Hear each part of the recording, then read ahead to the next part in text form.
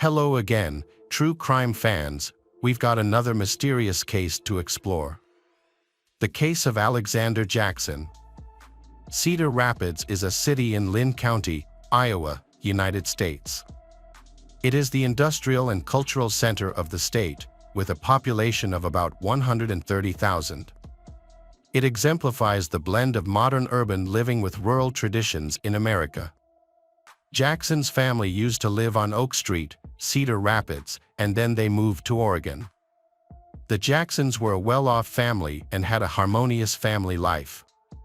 The children were well-behaved and did not exhibit any aggressive behavior. The Jacksons relocated in September 2011.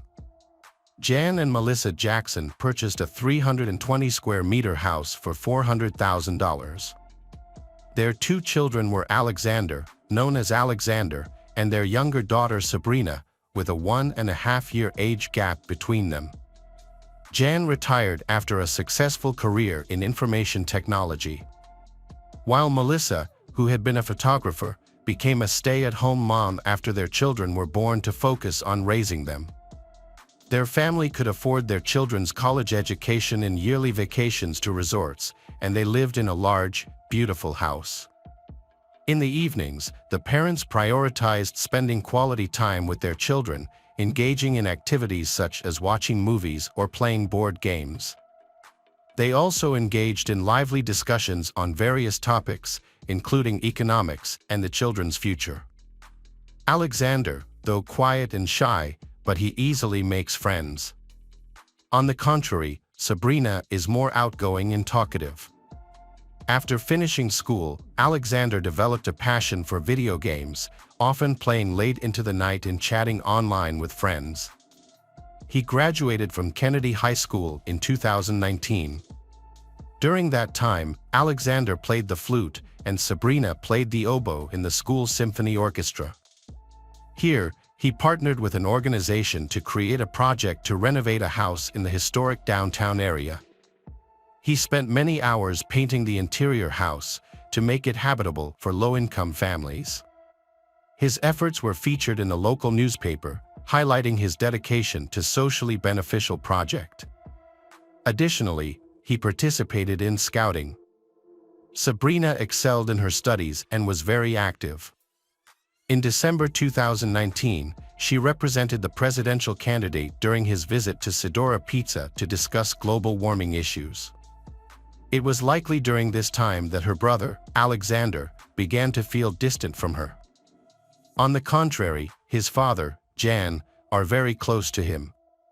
However, Melissa and Sabrina behaved in ways that irritated him, particularly their lack of understanding or acceptance of his interest in gaming. Their differing views on life frustrated him, and when he discovered that Sabrina planned to vote for an independent candidate in her first election, his disdain for her grew. Perhaps he had harbored resentment all along, but it was only now that he realized how different his sister, Sabrina, was from him. At that moment, he realized that he would no longer be able to look at her the same way as before. Nor would he be able to cherish her the way he used to. Sabrina and Alexander were opposites in many respects: academics, extracurricular activities, and personality. Sabrina was a strong student, while Alexander did not, though he had no health or substance abuse issues. His difficulties were with his studies. This caused conflict with his father. Initially, they gave him a chance, but his grades continued to decline.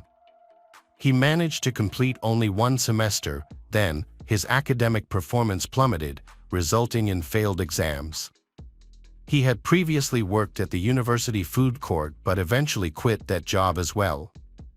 Alexander always dreamed of opening his own business, but he didn't know how to achieve it. At the end of the semester, when the children returned to their parents' house for the summer, Jan learned about his son's problems with his studies. Alexander, unable to hold back, he decided to take drastic measures. He gave Alexander an option: find a job or move out if he didn't want to continue studying. At that moment, Alexander felt a betrayal that hurt. On the morning of June 15, 2021, everything seemed routine. The neighbors had no idea that just a few doors away, in a house basement, lay the body of a man who had been shot. At 8:23 a.m., Alexander called 911, reported encountering a weaponed man at his home. He said the intruder came up from the basement, where his father, Jan, was staying. The intruder then shot his entire family and injured him. When the officers arrived, they discovered a blood-soaked scene with 3 bodies in different rooms. Doctors later confirmed that Jan, Melissa, and Sabrina were all deceased, each suffering from multiple gunshot wounds. They had been shot at point-blank range, with a total of 10 bullets fired.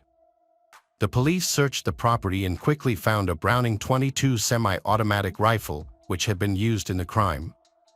Surprisingly, the neighbors had neither heard nor noticed the gunshots. During the investigation, detectives discovered that Jan had left a rifle on the fireplace, making it easily accessible. It was used in the family's murder. He had left it there after cleaning it the previous day. Normally, the rifle was stored in a locked gun cabinet. It is believed he was taking the stairs to the basement when he was shot. The killer then shot him 2 more times in the head. The killer proceeded to Sabrina's bedroom and shot her in the chest and stomach. Finally, he found Melissa's mother in the main bedroom and shot her in the head, leaving her body on the floor. Alexander described the attacker as a dark-skinned man, wearing green sneakers and black clothing. During the investigation, investigators found no signs of forced entry and no valuables were missing. The shooter's motive and method of entry into the house remained unclear. Investigators quickly questioned all the neighbors and collected CCTV footage. Reviewing the footage revealed that no one entered or left the house, caused many doubts about Alexander's testimony. The house was isolated, located on a hill with only one access road. Behind it were bushes that police thoroughly searched, looking for a hidden escape route for the attacker, but found none. Detectives begin investigating family matters and discover that Alexander has recently clashed with Jan and has a strained relationship with Melissa and Sabrina. He admitted to these issues, and it was speculated that the motive could be an inheritance of around $2 million. He was evidently hiding something, which was the first suspicion of the police officers. After being wounded, he was taken to the hospital for medical care, and the officers continued to interrogate him during the ride. Many of his statements were inconsistent. For instance, he initially told dispatcher 911 that all members of his family were shot, except him. However, in the ambulance, he appears surprised to learn that his sister, Sabrina, has also died. Alexander claimed he slept until 8 a.m., but it was discovered that his social media was active at 6 a.m., contradicting his story. Additionally, a pool of blood was found next to his bed, and forensic examination determined that he had shot himself in the leg at that spot, then bandaged the wound, went downstairs, and met the police. This contradicted his claim that an attacker shot him while he was downstairs. The nature of the wound made detectives suspicious, as the examination showed he shot himself in the leg. The bullet's trajectory and skin burns indicated a close-range shot. Detectives don't believe that a stranger who shot Alexander's entire family would leave him alive. The police tried to persuade Alexander to confess, but he continued to maintain his innocence. After recovering, he was arrested and sent to prison. Bail was set at $3 million, but he did not have that much money and remained in custody. He was charged with the murder of Sabrina, Jan, and Melissa. There was no doubt that Alexander was guilty. He is the only one in the family alive and had a motive. However, for the trial, physical evidence was needed. So investigators continued to collect evidence. According to police, since the 1982 Sitter Pizza case, this is the next known triple murder. The massacre shocked local residents, especially those close to the Jackson family. Their family has lived peacefully in their suburban home for 10 years, and everyone has always felt the family is very united. Part of the trial was conducted via online video because Alexander was recovering from injuries, but he later appeared in court. During the video, he was seen using crutches. The initial investigation focused on the gun used in the murder, which had 3 fingerprints on it. One of them was a fingerprint of the left palm, completely intact and matching Alexander's fingerprints. The second fingerprint is the fingerprint of the right palm, slightly blurred, also matching his. The third fingerprint was too blurred to be recognized. Fingerprints on the rifle suggest it may have been cleaned after killing the Jackson family. Alexander then picked up the gun, pointed the barrel at his feet and shot himself, leaving fingerprints that he did not wipe off. According to experts who spoke at the trial, this rifle has a very special loading and firing mechanism. Even experienced weapons experts have to spend a lot of time and effort to fully understand this type of weapon. The chance that a random burglar, who somehow avoided all cameras, could enter the house, figure out how to use the rifle, load it, and shoot 3 people was extremely low. That seems hard to believe, especially since Alexander is a good shot. He learned to shoot as a scout, and his father also taught him at the shooting range using that exact rifle. Law enforcement officers inspected the house's doors. It was a large residence with multiple entrances and exits, but police found no signs of forced entry at any of the entrances. Only the family members had keys to the house. The prosecution presented its version of incident as follows. Alexander had an argument with his father, Jan, about his academic problems. As a result, Jan told him to either move out or get a job. At that time, he had only $30 in his account. He had nowhere to go and didn't want to work, which became his motive for murder. He noticed that the rifle was easily accessible and saw this as his opportunity. In a fit of anger, he attacked and shot January, fearing that the rest of his family, Melissa and Sabrina, might witness his crime. He killed them too to eliminate any witnesses. He staged a fight, shot himself, and then called 911, claiming that a stranger with a rifle was responsible. The prosecution argued that his fabrication of the robbery story showed he had malicious intent, and he carefully planned it, aiming to avoid responsibility for the murder. The defense argued that these were mere assumptions, not backed by solid evidence. Many witnesses, including neighbors, testified that none of the family members were violent. They had no issues with alcohol, drugs, or mental health. They were all known to be friendly and welcoming. The family has never been in trouble with the law. Many people disagreed with the police's theory that Alexander killed his relatives. Despite some disagreements, but he had no strong motive to harm his family. The lawyer highlighted that he had no history of mental illness or violence.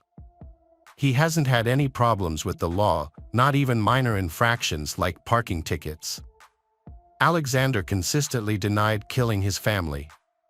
He claimed he was shot in the leg by a masked intruder while struggling to get the rifle back.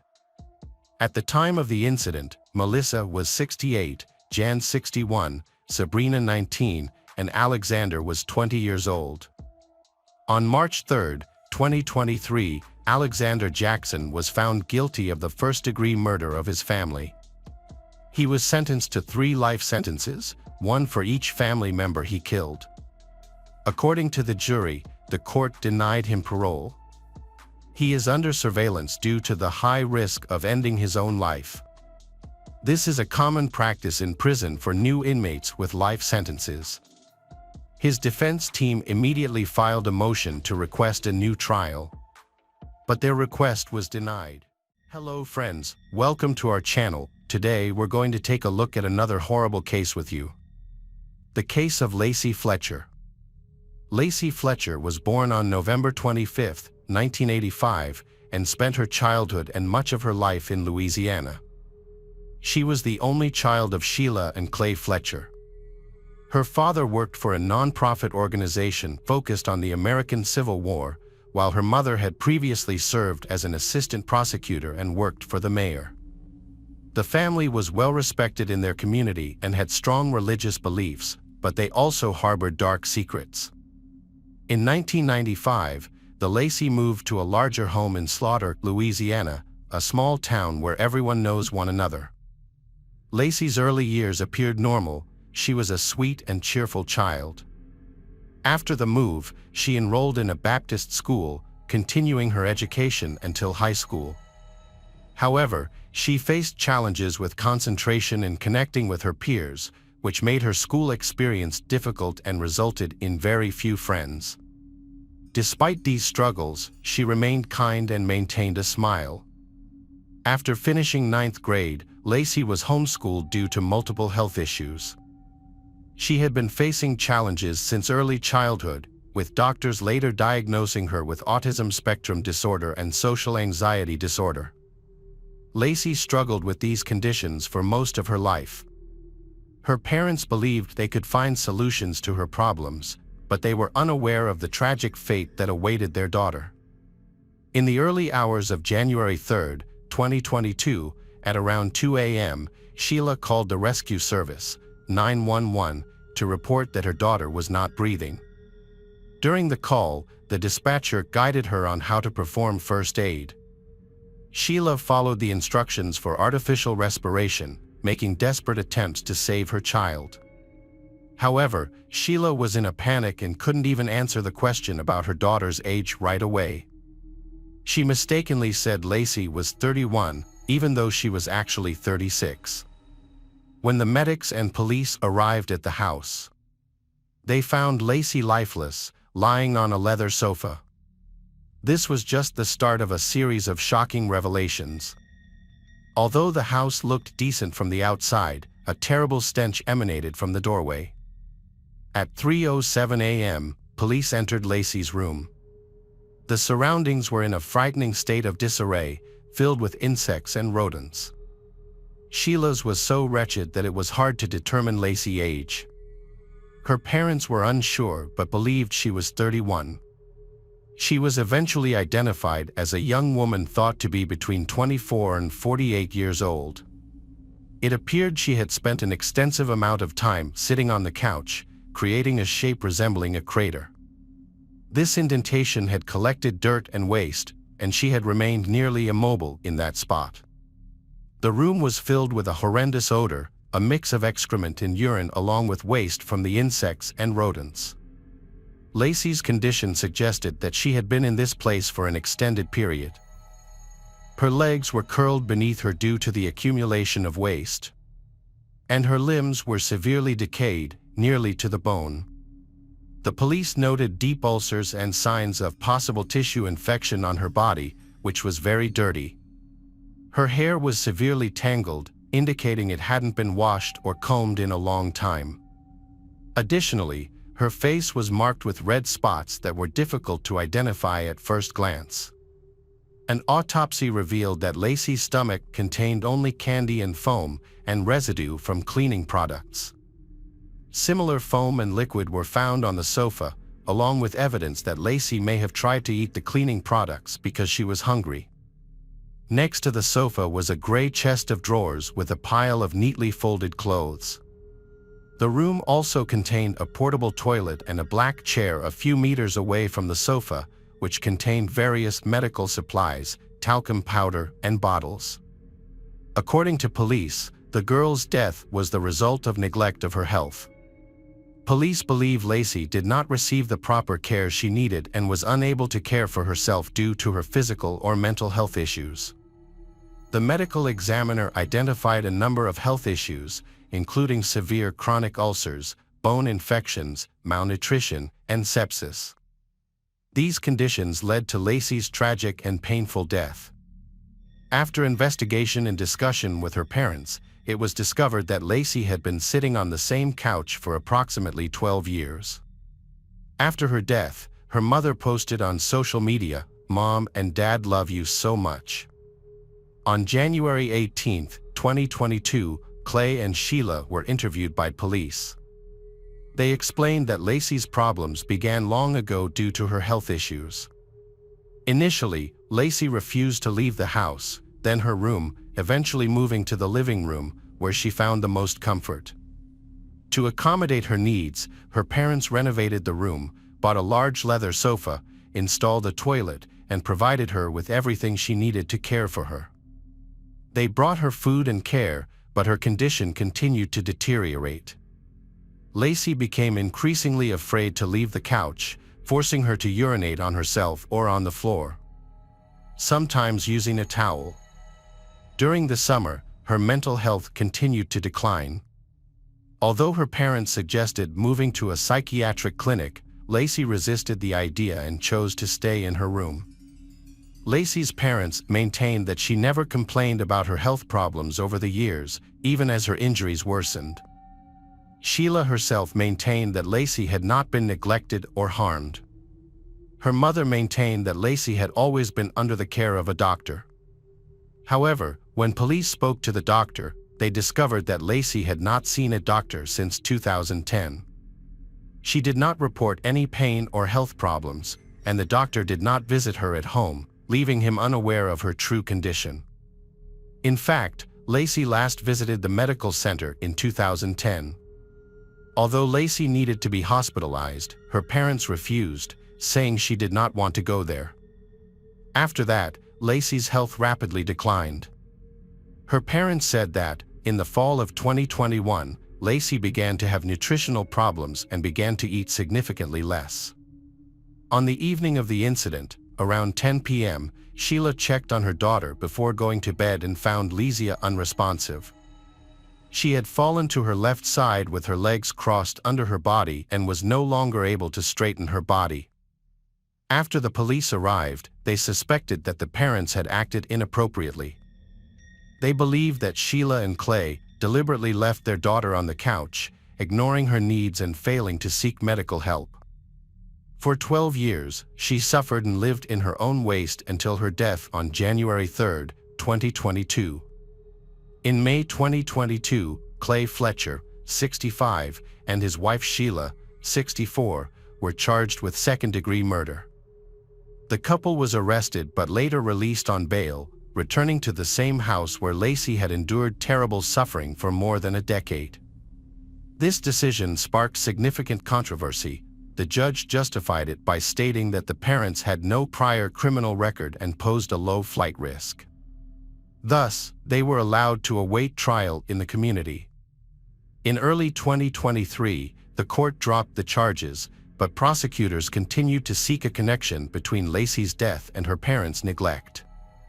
The prosecutor argued for second-degree murder charges, claiming they did nothing to help their daughter. Lacey's parents were her main caregivers, responsible for her well-being. On June 19, 2023, they faced new charges for the same offenses. They were arrested but quickly released on bail. This incident gained significant attention in the local community and received extensive media coverage.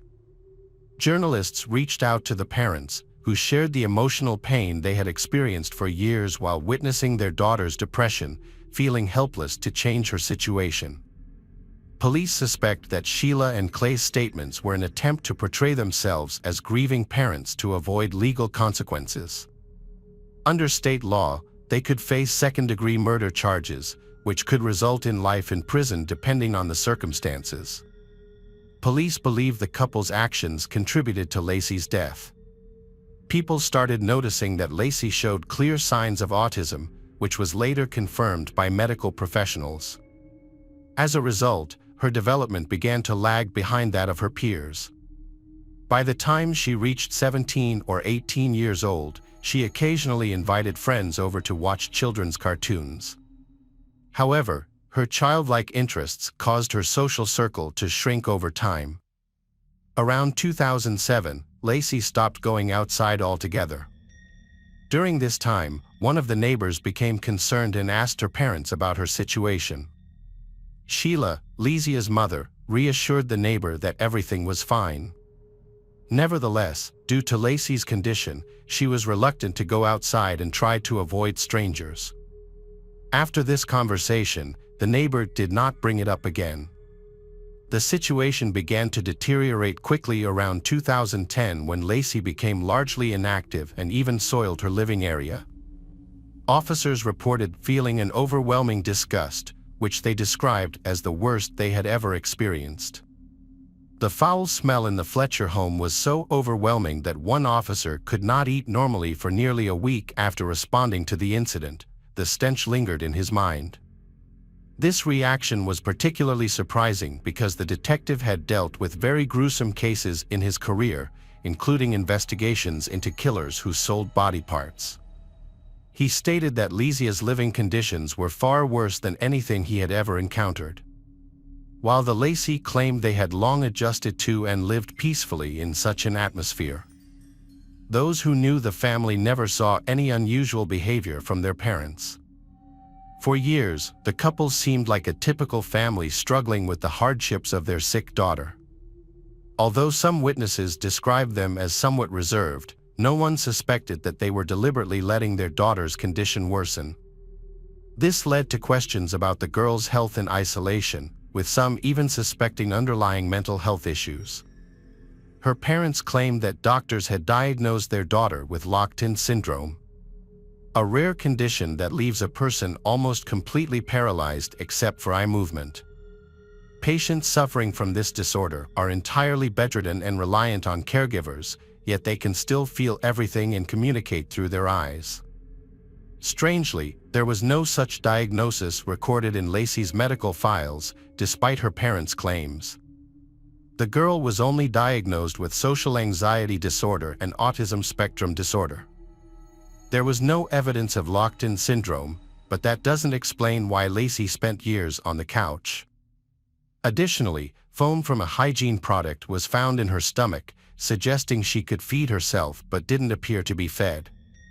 This begs the question, if Lacey's parents really wanted her dead, why did they call the emergency services? Furthermore, they didn't bother to clean the house to hide any signs of neglect. The situation seems absurd. Many neighbors did not even know they had a daughter. The mother and father had the opportunity to discreetly dispose of her body without raising any suspicion. No one looked for her, as she had no friends due to her significant developmental delay. Despite the apparent apathy surrounding the Lacey family, they chose to contact the police rather than dispose of any evidence, allowing police to investigate the room where Lacey had been suffering for years. From the start, Sheila and Clay denied any wrongdoing. Meanwhile, the police focused their investigation on proving that the parents were responsible for Lacey's suffering. But did they intentionally create an environment where Lacey was locked in her own room? The poor living conditions and the parents' calm demeanor raised suspicions. Furthermore, why would Lacey use sanitary products and lick foam off a dirty couch if she wasn't hungry? Police interpreted this as evidence that Lacey had been starved, while her parents insisted that her actions were due to mental health issues. Sheila and Clay told police that Lacey did not want to communicate or share her struggles with others. This could be seen as an attempt to avoid bothering strangers about her troubles. They claimed that Lacey had been dealing with various health issues for years, a sensitive subject that most people would rather keep private. The prosecutor's office suspected that the villains deliberately hid information and mocked Lacey without intervention. The victim had never complained about pain, likely feeling embarrassed in front of the police. Forensic experts found severe ulcers on her limbs, with flesh rotting down to the bones, which would have caused her intense, constant pain. Under such conditions, she would have been unable to endure the pain without strong medication. However, her parents claimed they never heard her complain, and the neighbors had not noticed any sounds coming from the Lacey household. The lack of noise is understood to be due to the distance between the two homes. Forensic experts have found discrepancies in the parents' accounts. They claim to have discovered their daughter's death at night and contacted the police immediately, but the medical examiner later determined that she had been dead for more than a day.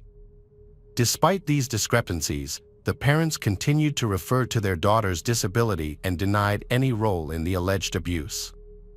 Sheila told police that she frequently entered her daughter's room in the mornings to care for her by treating her wounds, feeding her, and looking after her.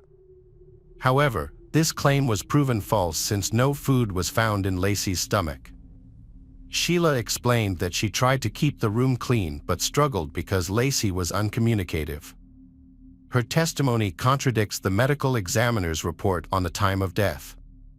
This raises important questions about motive. If the parents were truly guilty, why did they call the police? Why did they subject their daughter and themselves to years of torture while living in such horrific conditions? Police believe that the mother and father might not fully grasp the seriousness of their daughter's mental health issues. The parents insisted on maintaining Lacey's common sense and cognitive abilities, despite the medical professionals' warnings that, due to her identified disorders, Lacey couldn't fully understand her circumstances. Some have suggested that Clay and Sheila may have suffered from mental disorders that made it difficult for them to understand their actions. However, they were well-respected members of the local community and had not aroused suspicion up to that point. Witnesses did not describe them as having such problems, and it was unusual for 3 family members to suffer from mental illness at the same time. Sheila's defense attorney initially succeeded in getting the charges against her dismissed. However, the charges were refiled on June 19, 2023. On February 1, 2024, the district attorney announced that Clay and Sheila would plead guilty to manslaughter. On February 5, the prosecution decided to seek the maximum sentence of 40 years in prison. A hearing was scheduled for March 20th.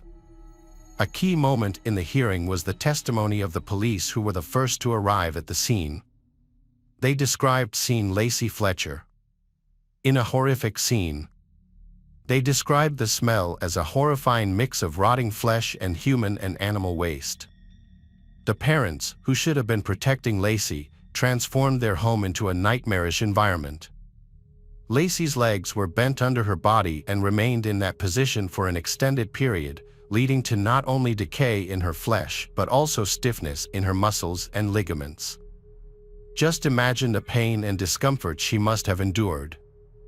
Naturally, she couldn't stay quiet and had to scream from her pain and suffering. Sadly, it remains unclear how they were able to silence her. The investigation revealed that shortly before her death, her parents had gone on vacation for a few days, leaving her alone. She had no food or water and was unable to move due to her health condition. The only food she had was a peppermint candy, which was found in her stomach during the autopsy, suggesting that this was not enough to satisfy her hunger. In desperation, she may have lost consciousness and ingested detergent. Forensic experts confirmed that the cause of death was septicemia caused by decomposing flesh. For many years, Lacey endured horrific and unsanitary living conditions, accompanied only by insect larvae and mice. Witnesses described the extreme neglect and cruelty exhibited by her parents. They were so indifferent to her well-being that they couldn't even remember her age when they called emergency services. During the call, the dispatcher instructed them on how to perform first aid. Sheila attempted artificial respiration, and it seemed that Lacey briefly regained consciousness as the operator heard sounds coming from her. However, later investigations by police revealed that this was likely a ruse to mislead the dispatcher into believing the couple was genuinely following his advice. In fact, resuscitation was impossible. Lacey had died the day before. Gradually, people begin to accept the situation, but it's important to note that this isn't a mental disorder. Sheila and Clay attempted to persuade the judge to give them a more lenient sentence, arguing that they had endured many years of suffering due to their daughter's condition. After 18 months of maintaining their innocence, the couple ultimately decided to plead guilty to manslaughter, likely in hopes of receiving a lighter sentence from the Supreme Court. The events shocked the local community, particularly the church members who knew Sheila and Clay. Many were taken aback by how calm the couple appeared despite the horrific circumstances. For 12 years, their daughter suffered in their home while Sheila, Clay managed to remain composed. Despite the prosecution's strong case, some community members continued to support the family. The defense team maintained that Sheila and Clay were innocent, portraying them as loving parents who supported their daughter until the end. The mother claimed she fed and bathed her daughter daily, although the daughter typically refused food in her final months. She also stated that she visited every day and sometimes slept on the couch next to her daughter, which she described as a peaceful experience. However, this claim raised suspicions, as the mother appeared well-groomed and it seemed unlikely she could sleep in a filthy environment filled with waste and insects. The prosecution requested a 40-year prison sentence, with many supporters arguing that the couple should be imprisoned for life, as they would not suffer like their daughter did. The court eventually sentenced Sheila and Clay Fletcher, who were responsible for caring for Lacey for the past 12 years, to 20 years in prison. Welcome back, detectives. Let's dive into another horrible case. The case of Chris Farmer and Peter Frampton. Peter Frampton was 24, while Chris Farmer was 25. He had decided to take his girlfriend on an adventure to explore faraway places and celebrate his achievements, while contemplating his future plans. Chris aimed to become a doctor, and he was dedicated to succeeding in that field. Recently, he had earned his medical degree, while his girlfriend, Peter, had graduated from law school. The families of Peter and Chris lived in the suburbs of Manchester, UK. Chris was the middle child among 3 siblings, his youngest sister Penny, his older brother Nigel, and himself. From a young age, Chris disliked restrictions and boundaries, but he was never aggressive or cruel. Instead, he had a free-spirited approach to life. The entire family was friendly and supportive of one another. Chris and Peter had met in school at age 14, and since then, they couldn't imagine life apart. Peter was active but more reserved, which helped balance Chris's enthusiasm. However, Peter and Chris decided to wait until after graduation to get married. Chris felt it was important to establish a stable foundation before starting a family, and Peter agreed with him. The couple loved to party and often took breaks to enjoy themselves. They frequently hosted themed gatherings, inviting many friends and acquaintances. Both had been working since a young age and had achieved financial independence. They held respected jobs, earned good salaries, and were able to travel. By that time, Peter and Chris had already explored Europe, visited Morocco, and traveled to various other destinations. In December 1977, they left their hometown for an adventure. Chris's younger sister, Penny, was envious of their journey. Chris and Peter spent about 6 months in Australia and loved it. They then decided to visit the Pacific Islands, explore the west coast of the United States, and eventually travel to Belize. They craved new experiences and want to live life to the fullest. Chris was passionate about traveling and often recorded video notes during his trips. He sent these videos and letters to his family, letting share in the adventures he had with Peter. On June 13, 1978, Chris' family and Peter's family received an update from them. They shared that they had been offered a short cruise along the coast on an American yacht called Dwayne Boston. This was a wonderful opportunity to enjoy some time on the open sea. Chris had loved sailing since he was young and was always captivated by large bodies of sea. In his letter, he excitedly described Captain Boston, who had 2 children on board named Vince and Russell. The journey was expected to last about 2 weeks. Chris and Peter, a young couple, embarked on a sailing trip with Captain Boston, a seasoned sailor who called himself a pirate of the Caribbean. Chris and Peter were experienced in extreme adventures, and the trip should have been trouble-free. After a while, Peter and Chris' parents became worried because they no longer received any updates about their children.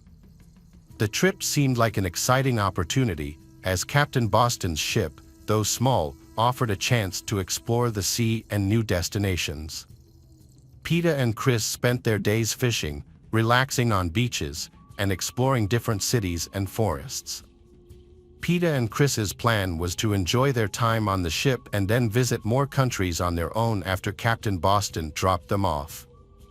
However, Chris wrote in one of his letters that Captain Boston was very strict, monitoring their work closely and punishing even minor errors. Captain Boston thought this was the best method to train capable sailors and young men. Boston's approach to education differed greatly from that of Chris and Peter, who were often surprised by the strict discipline he enforced. However, they believed that for 2 weeks, serious issues wouldn't arise. Later, one of Captain Boston's children recalled that, at the start of the journey, everything felt quite normal.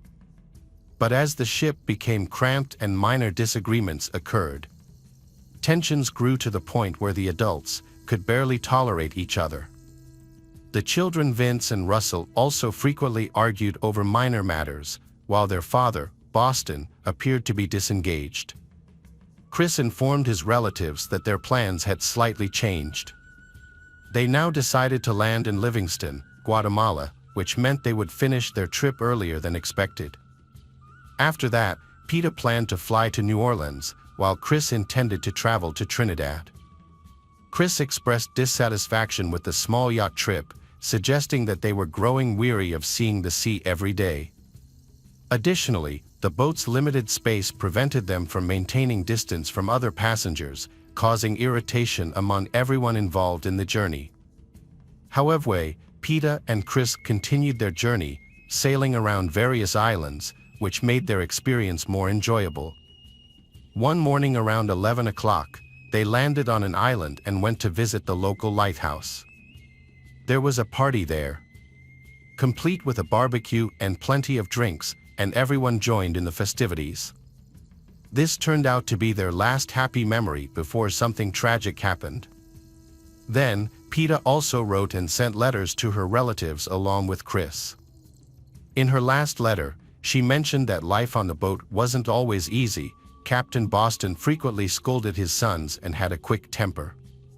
At that time, there were no mobile phones or fast communication methods, so it took about 2 weeks for letters to be delivered. Unfortunately, after Peter stopped receiving letters from Chris, she also stopped writing them. Peter and Chris' parents do not understand what happened to their children. The situation was complicated by bureaucracy. During this time, Guatemala was experiencing a civil war. Although Livingston was distant from the main conflict, it is still dangerous for foreigners because of the many gangs operating here, of which drug trafficking is a big problem. Due to the families of Peter and Chris were deeply worried. In Guatemala, dense jungles made it easy to get lost or to fall victim to gang attacks.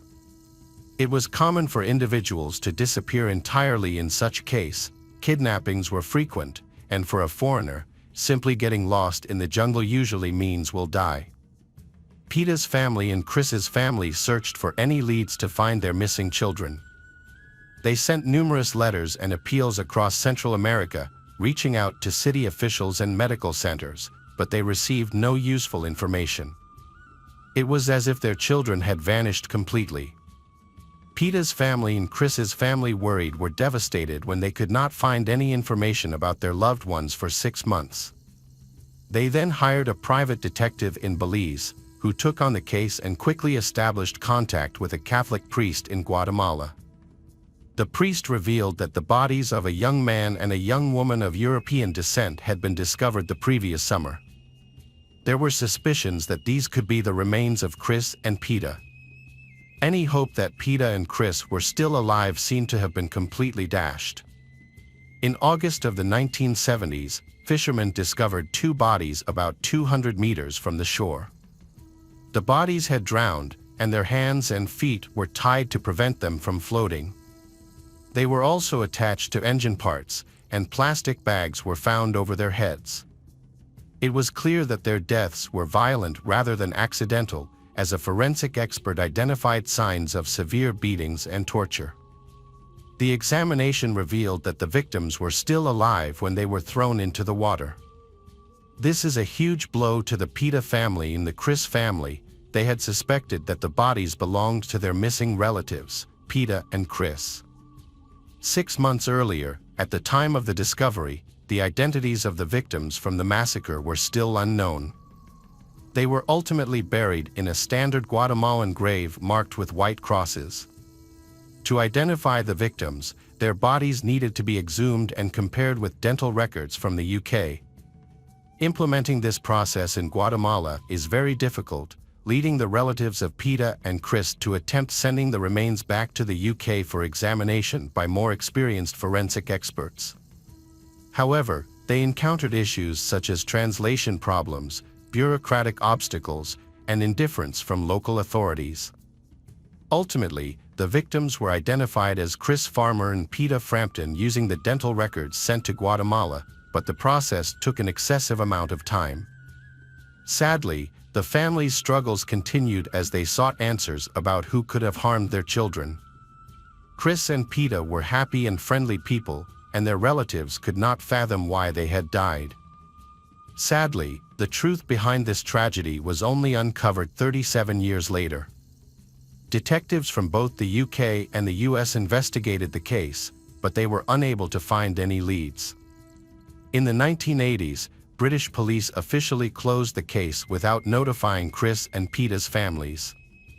Penny, the younger sister of Chris, wrote letters to he for 4 years, sending birthday and Christmas wishes, but received no response.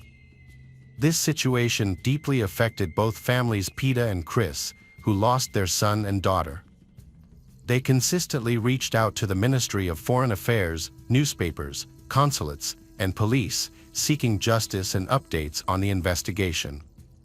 Sadly, Chris's father and Pita's parents never received any answers and passed away before the case was resolved. In 2015, Chris's sister, younger Penny, decided to take charge of the investigation. She developed skills in online detective work. However, she had very little information about Chris' journey, except for the ship he has gone on at the time. Eventually, Penny located Boston, the captain of a sailing ship named Justin B., on which Chris and Pita has gone traveling before the tragic incident occurred. Penny pieced together limited information from Chris' letters. According to the letters, Chris and Pita detailed their plans to travel along the Caribbean coast with an American sailor and his 2 sons, aiming to reach Honduras. Boston, a native of Sacramento, California, was the last person to see Chris and Pita alive. In their last letters, Penny sensed tension between Chris, Pita, and Boston, leading to suspicions that Boston could be the killer. However, there was no solid evidence to support these claims. While walking her dogs, Penny suddenly had a realization about what she needed to do. She had previously created an anonymous social media account to monitor her 3 sons for safety reasons. This time, it dawned on her that she could use this account to gather evidence against Boston. She also felt it was essential to find Boston's sons, Vince and Russell, as she suspected they were involved in the murder of Chris and Pita. Penny located the accounts of both brothers, Vince, 13, and Russell, 12, at the time Chris and Pita were murdered. She confronted them, mentioning that her loved ones had died on Boston's ship and demanded answers. Russell ignored her. However, after speaking with Vince, who was more open to discussing the matter, she became convinced that the brothers Vince and Russell were themselves deeply troubled by the killings of Chris and Pita. Vince explained that their father, Boston, was a cruel alcoholic who abused them. During the trip with Chris and Pita, he got drunk and killed them both, and it felt like a scene from a horror movie. Penny encouraged Vince to go to the Sacramento police station to testify. He appreciated Penny's persistence, feeling that it was finally time to tell the truth. Following her advice in October 2015, Vince viewed the confession as a long-anticipated relief. For many years, Vince experienced nightmares about this incident. His father, Boston, was a dangerous man who committed numerous brutal crimes. However, the most terrible thing, Vince lived with this secret for nearly 4 decades, torn between his fear of his father and his desire to expose the truth. He had previously informed his grandmother and the police about the murder his father committed, but they either dismissed him or ignored his claims. Now, however, his statements had convinced the police, causing them to conduct an investigation into archived documents from 37 years ago. As a result, the police in Manchester and the United States launched an investigation.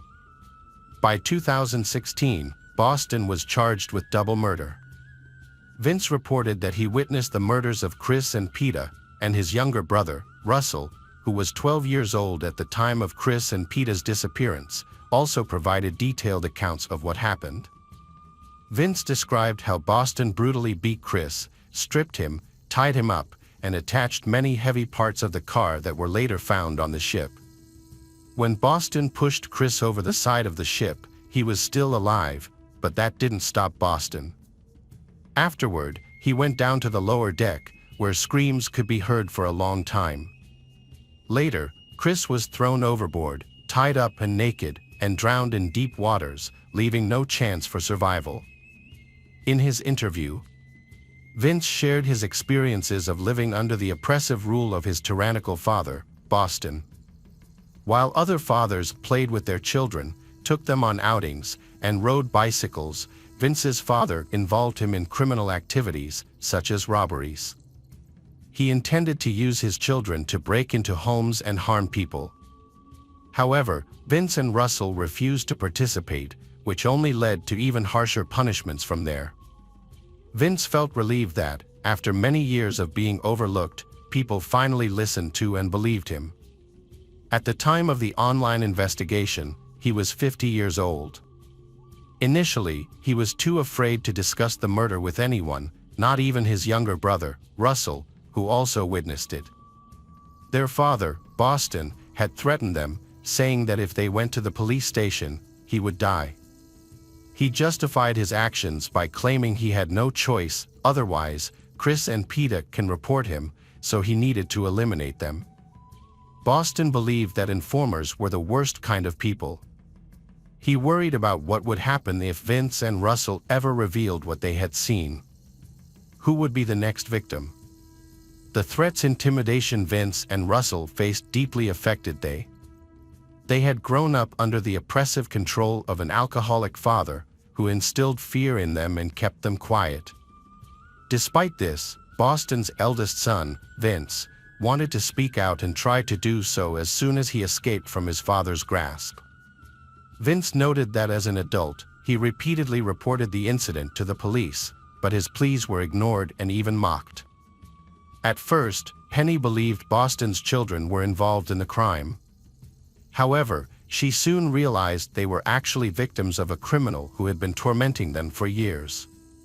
Vince and Russell found themselves in a desperate situation, and Peter's fate was sealed as soon as they got on the ship. Records show they were misled into boarding under the false belief that Captain Boston was offering cruises called Robinson Crusoe. At first, life on the ship was enjoyable. The young passengers loved sailing and treated each other kindly. The Captain Boston took them to beautiful, remote locations, and they thought this journey would be a memorable adventure on their small vessel. However, the ship and its Captain Boston were not what they appeared. He took Chris and Peter on this trip to escape from the law. He wanted to avoid facing charges for a rape he had committed in California, so he fled to Belize. To the criminal Boston, Chris and Peter looked like a great opportunity for easy money. From the beginning, he planned to dock at a remote harbor to rob them and steal their belongings. As the police investigated this frightening man further, Boston, they discovered that he was likely involved in multiple murders. He had long been the main suspect in the disappearance of his third wife, Mary Lou, who vanished after expressing her desire for a divorce and wanting to take their 2 sons, Vince and Russell, with her. Vince, the couple's son, recalled that his mother disappeared in 1968 when he was just 3 years old. The children deeply missed their mother and were forced to live with their abusive father. As Vince grew older, he came to understand the terrible nature of his father, who had killed a couple of travelers without remorse, and he began to suspect that Boston was also responsible for his mother's disappearance. Boston had a motive for Mary's murder. He wanted to avoid divorce, the division of assets, custody battles, and alimony payments. Vince and Russell's grandmother told them that Boston had shot Mary in the back, but it was unclear where she got this information, and Mary's body was never found. Ultimately, Boston's involvement in Mary's disappearance could not be proven due to lack of evidence. The brothers Vince and Russell often sought answers about their mother's, Mary's fate, but their father was reluctant to discuss it. During his childhood, whenever they brought up the subject, he would harshly punish them, which instilled a lasting fear in them about bringing up the topic. Boston's children, Vince and Russell, described their childhood as walking on a knife's edge.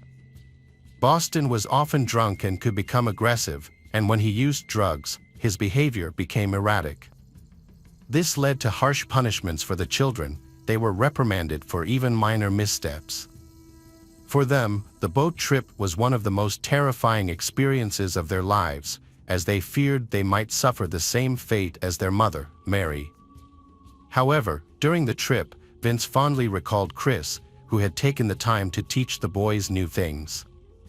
Since their mother's disappearance, they had not encountered such kindness in a long time. Boston was different around new people. He was charming, cheerful, and the life of the party. However, this changed when he became uncomfortable with strangers and began punishing his children again.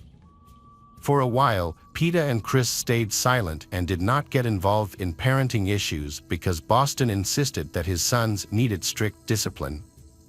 One day, Boston got drunk and started to physically abuse his two sons, Vince and Russell. This behavior outraged Chris, who could no longer stay quiet. He confronted Boston and criticized him for his cruelty. At that moment, Boston, still intoxicated, attempted to hit Chris, but Chris managed to dodge, causing Boston to fall overboard. Although he was helped back onto the boat, he held a deep grudge against Chris from that point on. Atmosphere tension and uncertainty filled after the incident. Boston felt compelled to take revenge because he thought Chris had insulted him. The following day, the couple Peter and Chris requested to be dropped off on shore. However, Boston attacked Chris from behind while he was distracted.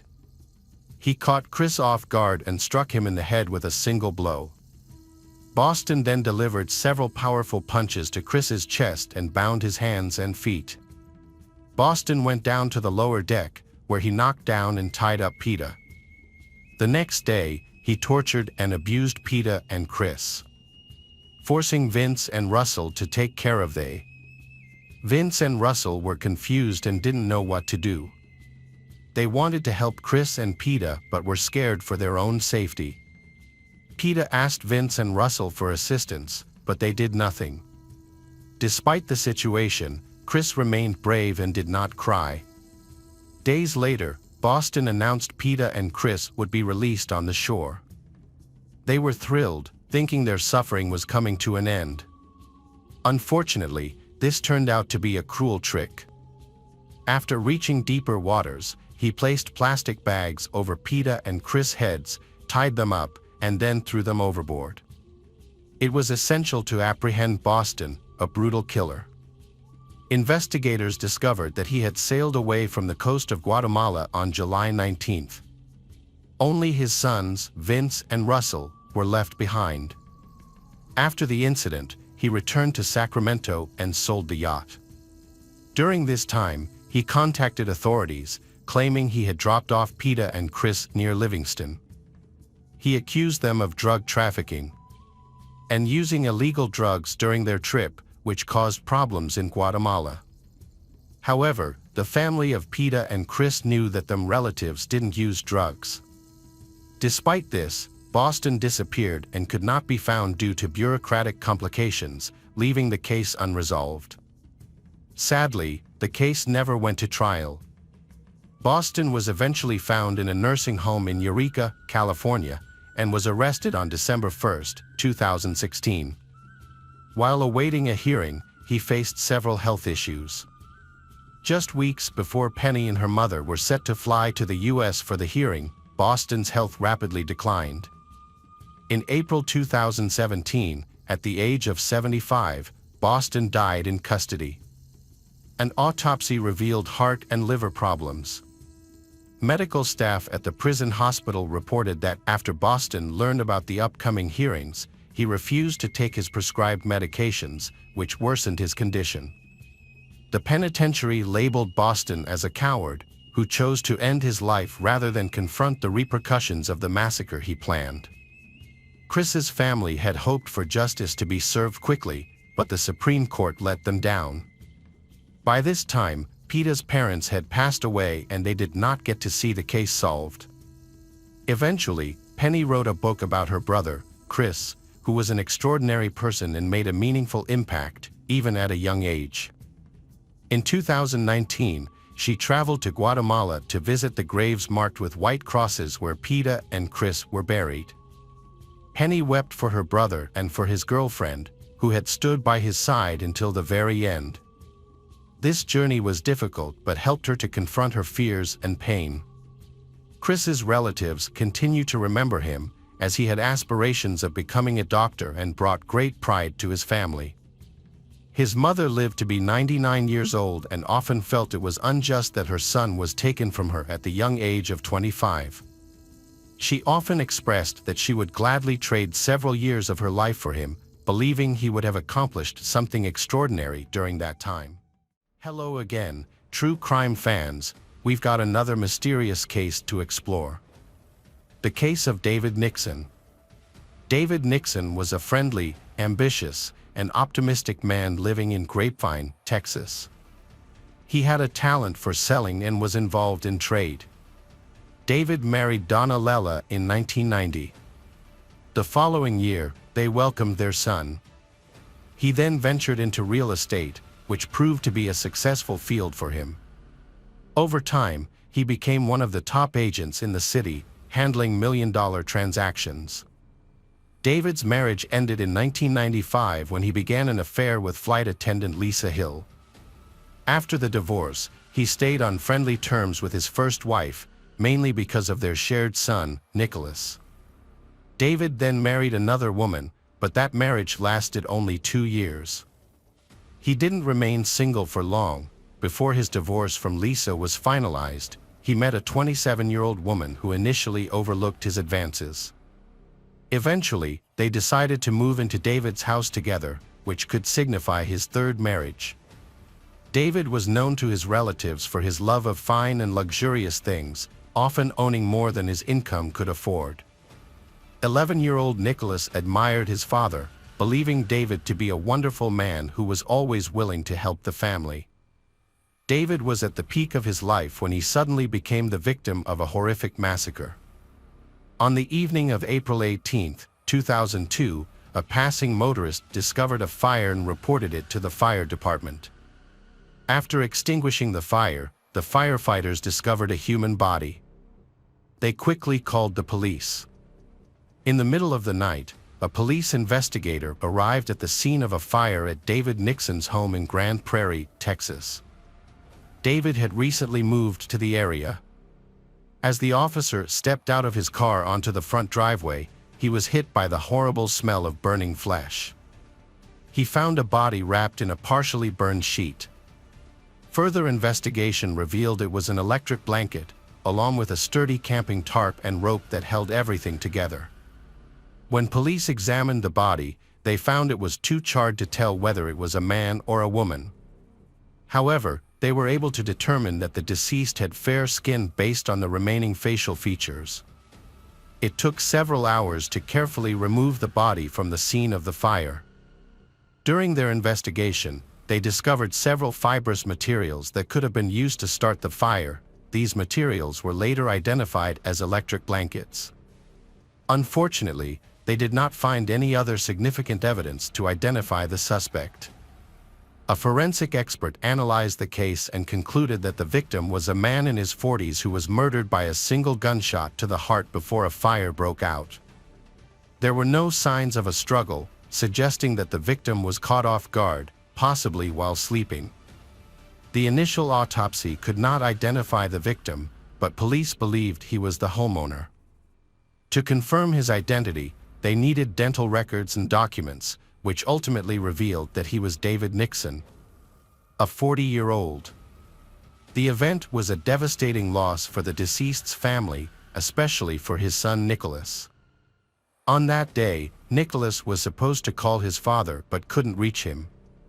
The Nicholas sensed that something was wrong but had no idea that his father was already dead.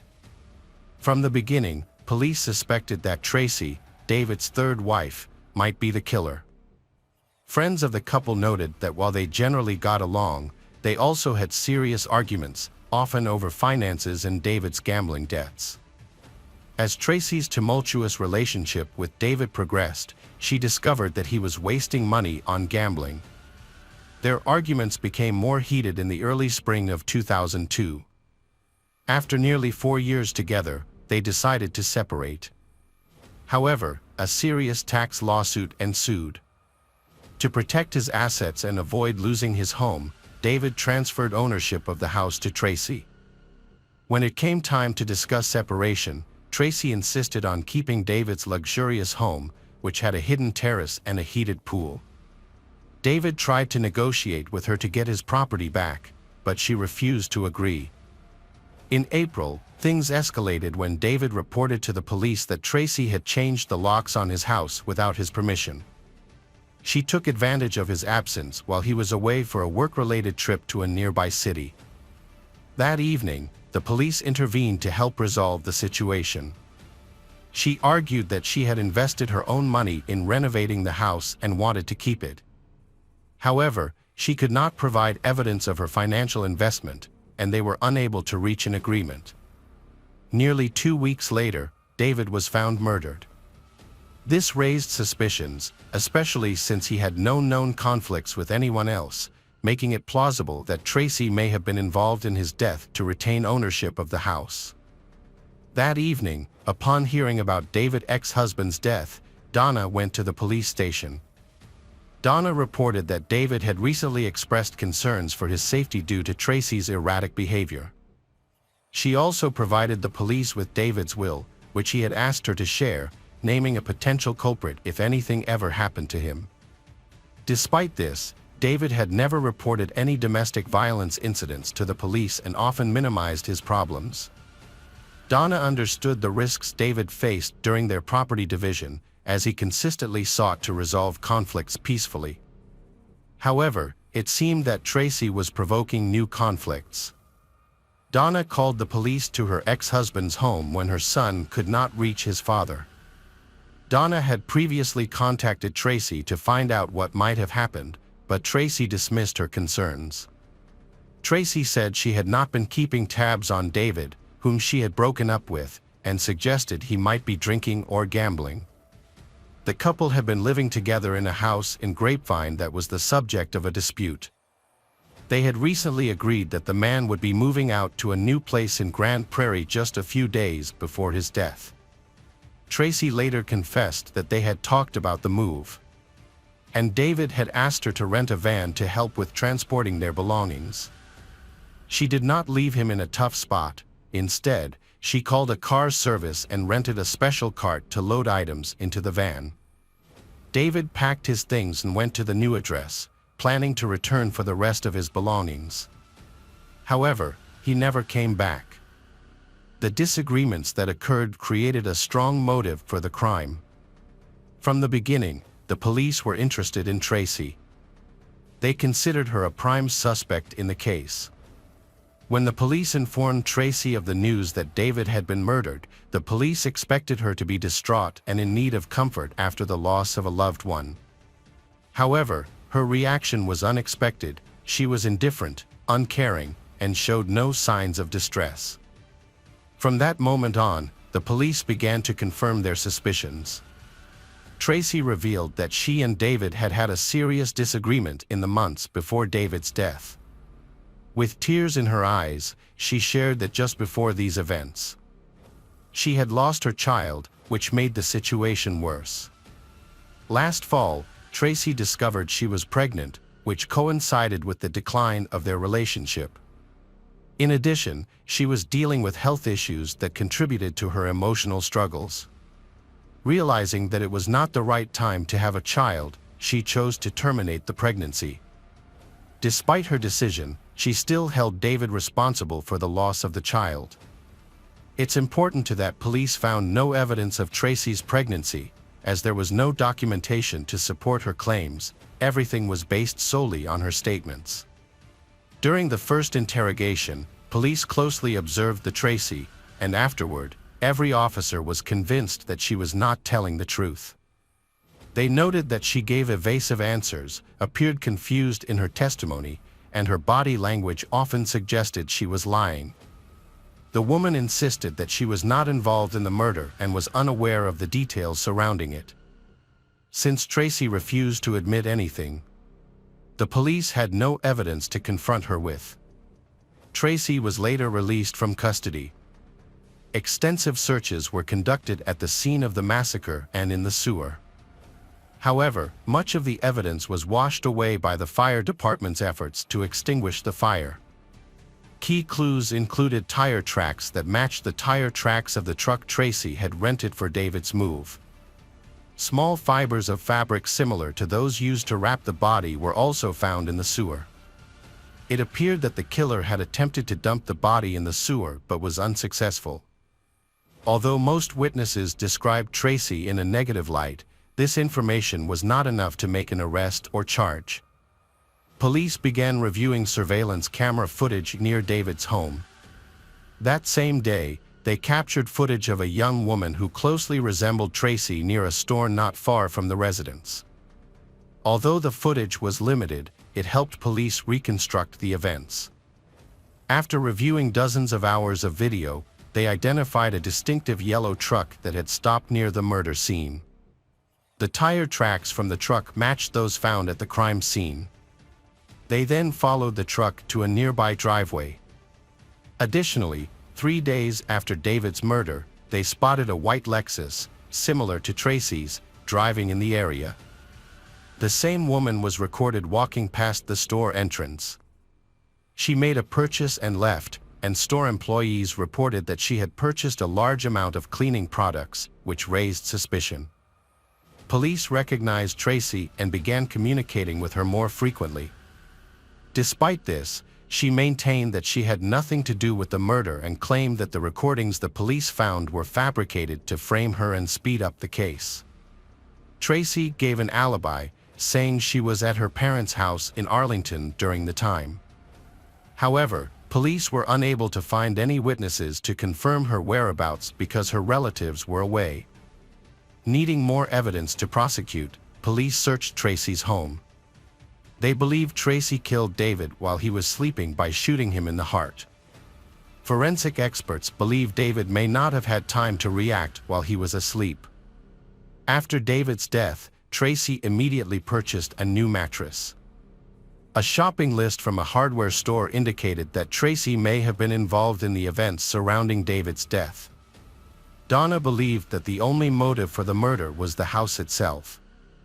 Tracy argued that David's death would not have benefited her financially and that she deserved to inherit his house. She claimed that there was no insurance policy in David's name that would have made her the beneficiary. Since they were not legally married, she could not claim any other assets. The motive for the crime is believed to have been both money and revenge for the breakdown of her relationship. After the murder, Tracy is said to have used a yellow styrofoam truck to transport David's body. It is suspected that she planned this from the beginning to divert the investigation. Using the truck, she moved the body by loading it onto a trolley secured with straps. Tracy then took the body to the construction site of a new home. Evidence, including fabric fibers, suggests that she attempted to dispose of David's body by throwing it into the sewer at the construction site, but was unsuccessful. She left the body on the ground and returned 2 days later to carry out her plan. During this time, she was recorded on surveillance cameras several times. She then planned to dispose of the body by cremation. Tracy wanted David to be completely burned, so she wrapped his body in several layers of electric blankets. Unfortunately for her, a passerby discovered the fire and alerted the fire department. Had her plan succeeded and gone undetected, she could have disposed of the body by throwing it into a storm drain. However, fate intervened and she was unable to carry out her plan. The next day, after returning to the police station a second time, Tracy was arrested and charged with the murder of David Nixon. During a preliminary hearing, the judge granted her bail but required her to wear an electronic monitoring device until the murder trial began. Despite her guilt, Tracy had many supporters, including Roland Taylor.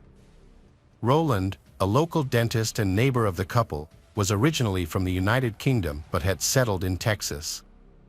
He and Tracy had been friends for a long time. Although he had heard many accusations against her, he was convinced that Tracy was the opposite of what people claimed. He believed that David's gambling debts had created many enemies who might want to harm him. He had spent a large amount of money at the casino, which suggested that police should consider other suspects with stronger motives. After investigation, it was discovered that David had no debts. Although he occasionally borrowed money and lost money at the casino, he always paid back the money to his creditors. This made that theory absurd. Roland and Tracy then had a romantic relationship after she was released on bail, which led to their engagement. He was determined to fight for justice and freedom for the woman he loved. He helped her find a competent lawyer. And in 2005, Tracy hired a criminal defense attorney who, although experienced, had only handled 3 murder cases. However, he believed that the evidence against Tracy was completely circumstantial and believed that he could successfully secure her acquittal. The defense argued that she had been arrested within the first 36 hours of the investigation, too early to thoroughly consider all potential suspects and properly assess her possible involvement. Typically, an arrest would occur when there is clear evidence, such as a criminal caught in the act with a weapon. However, this was not her case. Investigations generally take longer to effectively identify and narrow down suspects. The defense viewed the police actions as an attempt to quickly close the case by blaming the first person they encountered. Additionally, he argued that the prosecutor's office lacked direct evidence linking her to the murder, as no DNA or fingerprints of Tracy were found in the house or truck, nor was the alleged murder weapon. A gun, discovered. The prosecution relied on the testimony of several individuals who believed Tracy was guilty from the start due to her conflict with David. Their relationship was tumultuous. Shortly before his death, David had filed a restraining order against Tracy and stopped contacting her, even though they lived in the same home. Family members noted that David had tried to distance himself from his ex-wife. The attorney learned that the police had video footage of Tracy's interrogation and requested a copy. After reviewing the material, the defense attorney became convinced that the police used deceptive tactics to pressure Tracy into providing answers. The defense argued that the Supreme Court had intentionally portrayed Tracy in a negative light from the start. One of the prosecution's key pieces of evidence was video footage of Tracy abandoning her white Lexus, moving into a rental truck, and purchasing cleaning supplies at a store near where the body was discovered. By contacting the store clerk and obtaining a receipt from the woman in the video, it was discovered that she had used a discount card. The card was registered to Tracy, saving her 19 cents on her purchase. Tracy claimed that she did not remember having the card and insisted that she would not have left such evidence behind if she were trying to move around the city undetected. Tracy believed that she had been set up. Police believed that the cleaning products found during the search of the house matched those from a local hardware store. The defense attorney has offered several theories to explain David Nixon's death. One theory is that he may have been the victim of a robbery, while another suggests that the attack may have been a targeted attack on a gambling broker over debt. The defense has also pointed to other potential suspects who seem more likely than Tracy. One of these suspects is Jerry, a longtime friend of David's. They had vacationed together at a lake house, and Jerry frequently visited their home, where he knew Tracy well. The woman suggested that Jerry may have borrowed money from David, which could have been a motive for the murder. The police decided to investigate Jerry, who quickly admitted that he understood Tracy's attempt to blame him. He was an easy target because he was a close friend of David's. Although he occasionally borrowed money from David, he denied any involvement in the case. According to Jerry, he sold his old car 2 months before the tragedy because he needed money. He asked David for a large sum of money, and David agreed to help him. However, after Christmas, Jerry paid David back all of the money. Jerry did mention that he and David had planned to have a drink that day. The last time he heard David's voice was early in the morning of the day David was murdered. On the morning of David's murder, Jerry and David spoke on the phone and made plans to meet. However, David never showed up and stopped answering his phone. It was only later that Jerry discovered what really happened. Jerry claimed that he had not seen David that day and that since there was no debt between them, he had no reason to commit the crime. When this lead failed, Tracy pointed to another potential suspect, David's first wife, Donna. Just 2 months before his death, David had purchased a $500,000 life insurance policy in New Mexico, naming their son as the primary beneficiary and Donna as the secondary beneficiary. Since the boy was too young at the time, Donna received the payout after David died.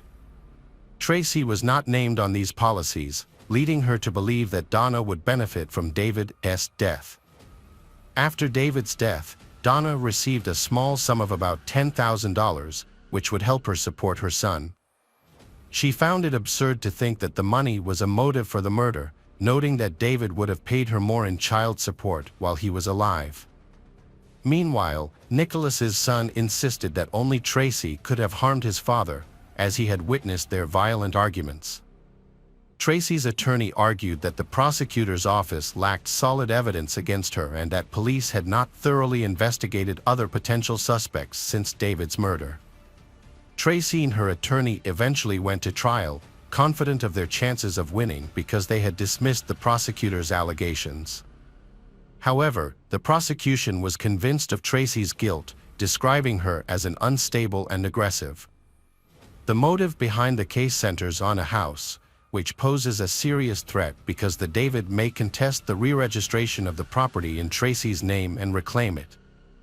The attorney repeatedly argued that the charges lacked forensic evidence. There were no witnesses and the murder weapon had not yet been found. The defense believed that the available evidence would not be sufficient to support the charges.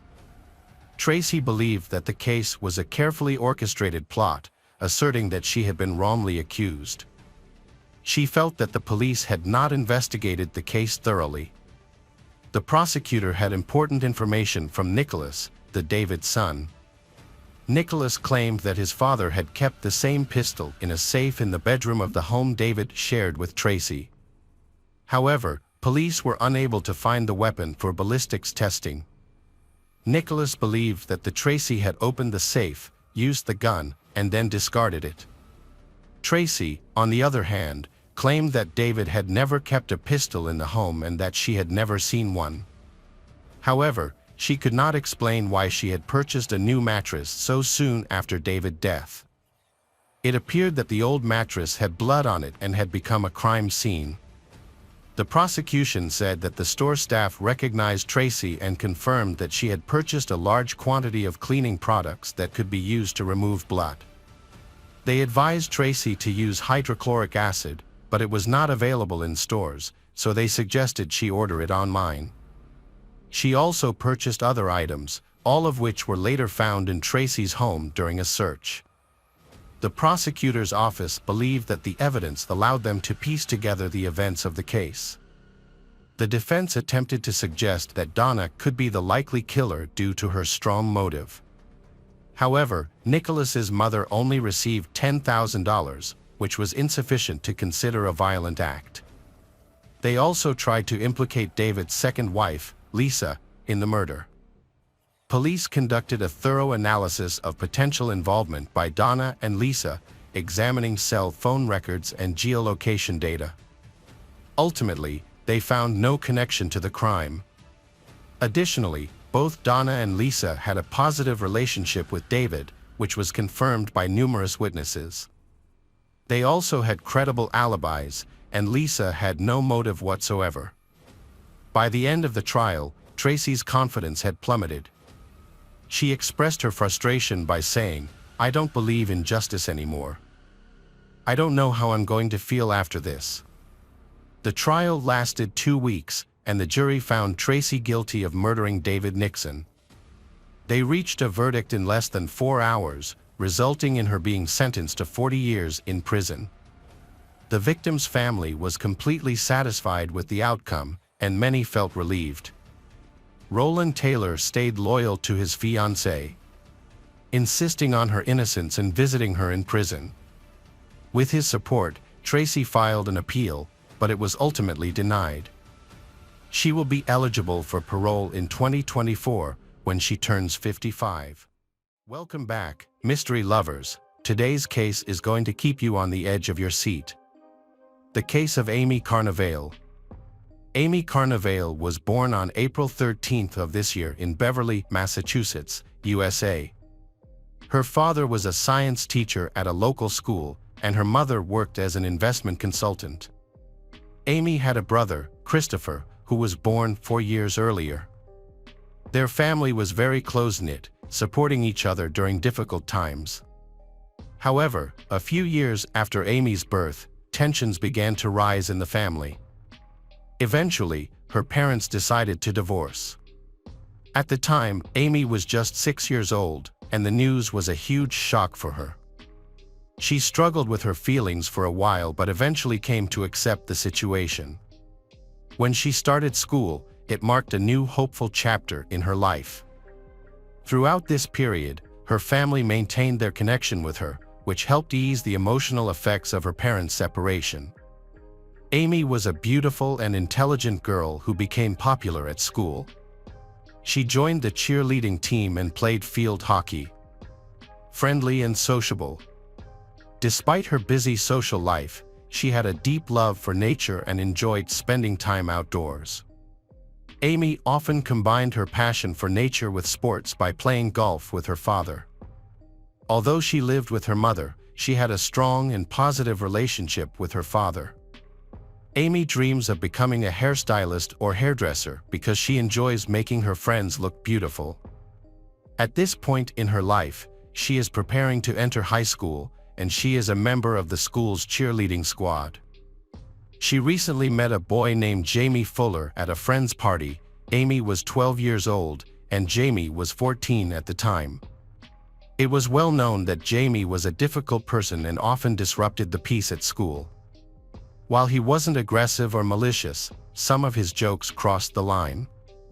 Amy's parents disapproved of the relationship, thinking he was not good enough for her. When they first met, he was a skinny guy. But later he decided to get fit and build muscle to impress others. In pursuit of this, he chose to use steroids to accelerate his progress. Their relationship faced frequent challenges. There were times when they wouldn't speak for weeks but would eventually get back together. However, after he began using steroids, Amy and her friends noticed significant changes in his behavior. Jamie became increasingly aggressive and unpredictable. Their arguments grew more common, occurring both at school and outside of it. Jamie's treatment of Amy deteriorated, and some of his friends reported that he made hurtful comments that she did not deserve. Things got worse. At Amy's age, she didn't know what to focus on in a relationship or how to fight back against her boyfriend's controlling behavior.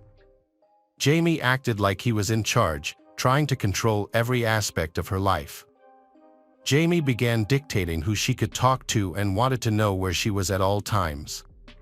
He even tried to create conflict between her and her closest friends and family. Jamie became increasingly controlling, telling her what to wear, how to look, and who she could be friends with. He tried to cut her off from school sports teams. Even though Amy complied with his demands, he continued to find new ways to insult and provoke her. Amy's friends often witnessed the humiliation she faced at Jamie's hands. Since 2020, several states have enacted laws classifying manipulative and controlling behavior as a crime. Research shows that this behavior often marks the beginning of a dangerous path that can lead to physical violence or even death for the victim. Unfortunately, at that time, had nothing to charge against him. Despite the fact that her friends were very worried about what was happening, Jamie's behavior became increasingly unpredictable and problems with the law began. In the 90s, he was arrested twice for armed assault on a person. However, due to his age and lack of previous offenses, Jamie got away with it. He also convinced his girlfriend to keep quiet about these incidents. During this time, Amy did not share much about her relationship difficulties with others.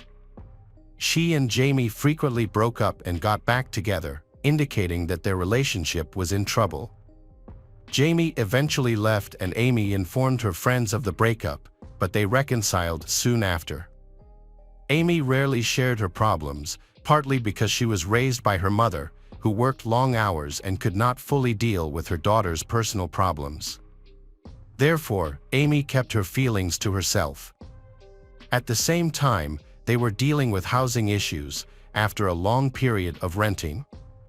During this time, Amy stayed with various friends and lived with Diane Viggers, one of Jamie's ex-girlfriends. Despite this relationship, they became good friends.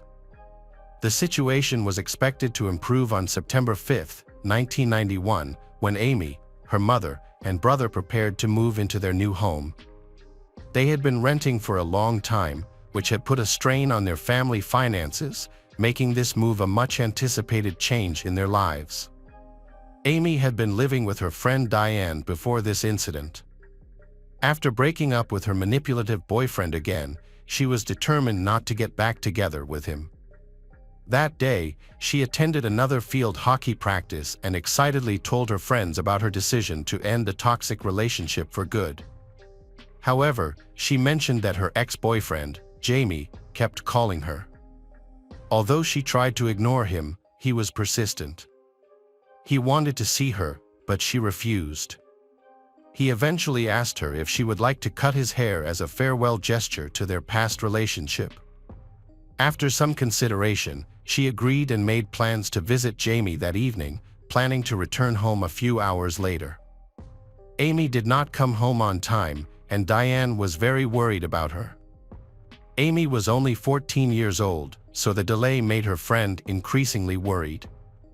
Diane called Amy's mother, and she could not find her daughter either. Their concerns increased when they discovered that Amy had left her purse and personal belongings behind, indicating that she did not intend to be gone for long. After waiting until morning, they decided to contact the police. After arriving at the police station, Amy's mother made plans to meet Jamie, whom Amy was supposed to meet. Jamie was cooperative from the start. He spoke to both the mother and the police and answered their questions openly. He even joined in the search efforts in the area. Despite being the prime suspect in Amy's disappearance, no evidence of her has ever been found. Searches of Jamie's home and car have turned up nothing. On August 28, 1991, an anonymous informant contacted the police station, claiming to know the location of Amy's body. This revelation caught the police's attention, and they were keen to find out the identity of this informant and the source of his information. The informant was identified as 19-year-old Michael Melita, a friend of Jamie's. When the police arrived at his home, he promptly agreed to assist with the investigation. At the police department, he confessed everything he knew about the tragic events of August 23. He explained that on August 22, the day before, Amy had planned to go to the beach with her friends. Jamie discovered her plans and grew angry. Fearing that there would be other guys at the beach party, his jealousy intensified. He felt restless and wanted to control Amy. On that same day, he met with Michael and voiced his wish to kill his ex-girlfriend. Multiple individuals were aware of Jamie's harmful intentions, yet none reported these plans to the police. They failed to warn Amy or her parents about the potential threat. On the evening of August 23rd, Amy visited her ex-boyfriend's house, thinking she was just there to get a haircut. However, she found 3 other boys there: 15-year-old Dominic Scola, 19-year-old Michael Melita, and 17-year-old Scott Ward. Just before Amy arrived, Jamie took out a large knife and showed it to the others, saying it was for his ex-girlfriend. He then placed the knife on a dresser. Jamie then suggested that the group take a walk in the nearby woods. During the walk, he and Amy went ahead while the other 3 lost sight of them. Michael confessed that he didn't completely believe Jamie's intentions to harm Amy, but no one felt brave enough to stop him because they were scared. Ultimately, Michael was the only one who ran to the location where Jamie and Amy had gone. He discovered Jamie covered in blood. Amy suffered multiple stab wounds on her chest, back, and stomach. Despite her injuries, she attempted to get up and escape, but her attacker was relentless. Michael mentioned that he didn't hear her screams until it was too late to help her. After Amy, who had her throat cut, collapsed, she continued to fight for her life. In that moment, she managed to say, "Jamie, I love you," which only enraged her attacker further. Jamie then began to stomp on her head. Afterward, Jamie, covered in blood, returned to his friends and described the events in detail while waving a bloody knife. Michael noted that everyone was afraid of becoming the next target, so they supported Jamie's actions. They all went home together, where they spent several hours drinking and talking calmly. Jamie took a shower to wash off the blood and changed his clothes. Jamie and Michael walked into the woods to where Amy's body was left. It was dark by then. They wrapped her body in trash bags and joked about the situation, showing no remorse or regret. When they reached the pond, they tied several concrete blocks together and threw the body into the water from the dock.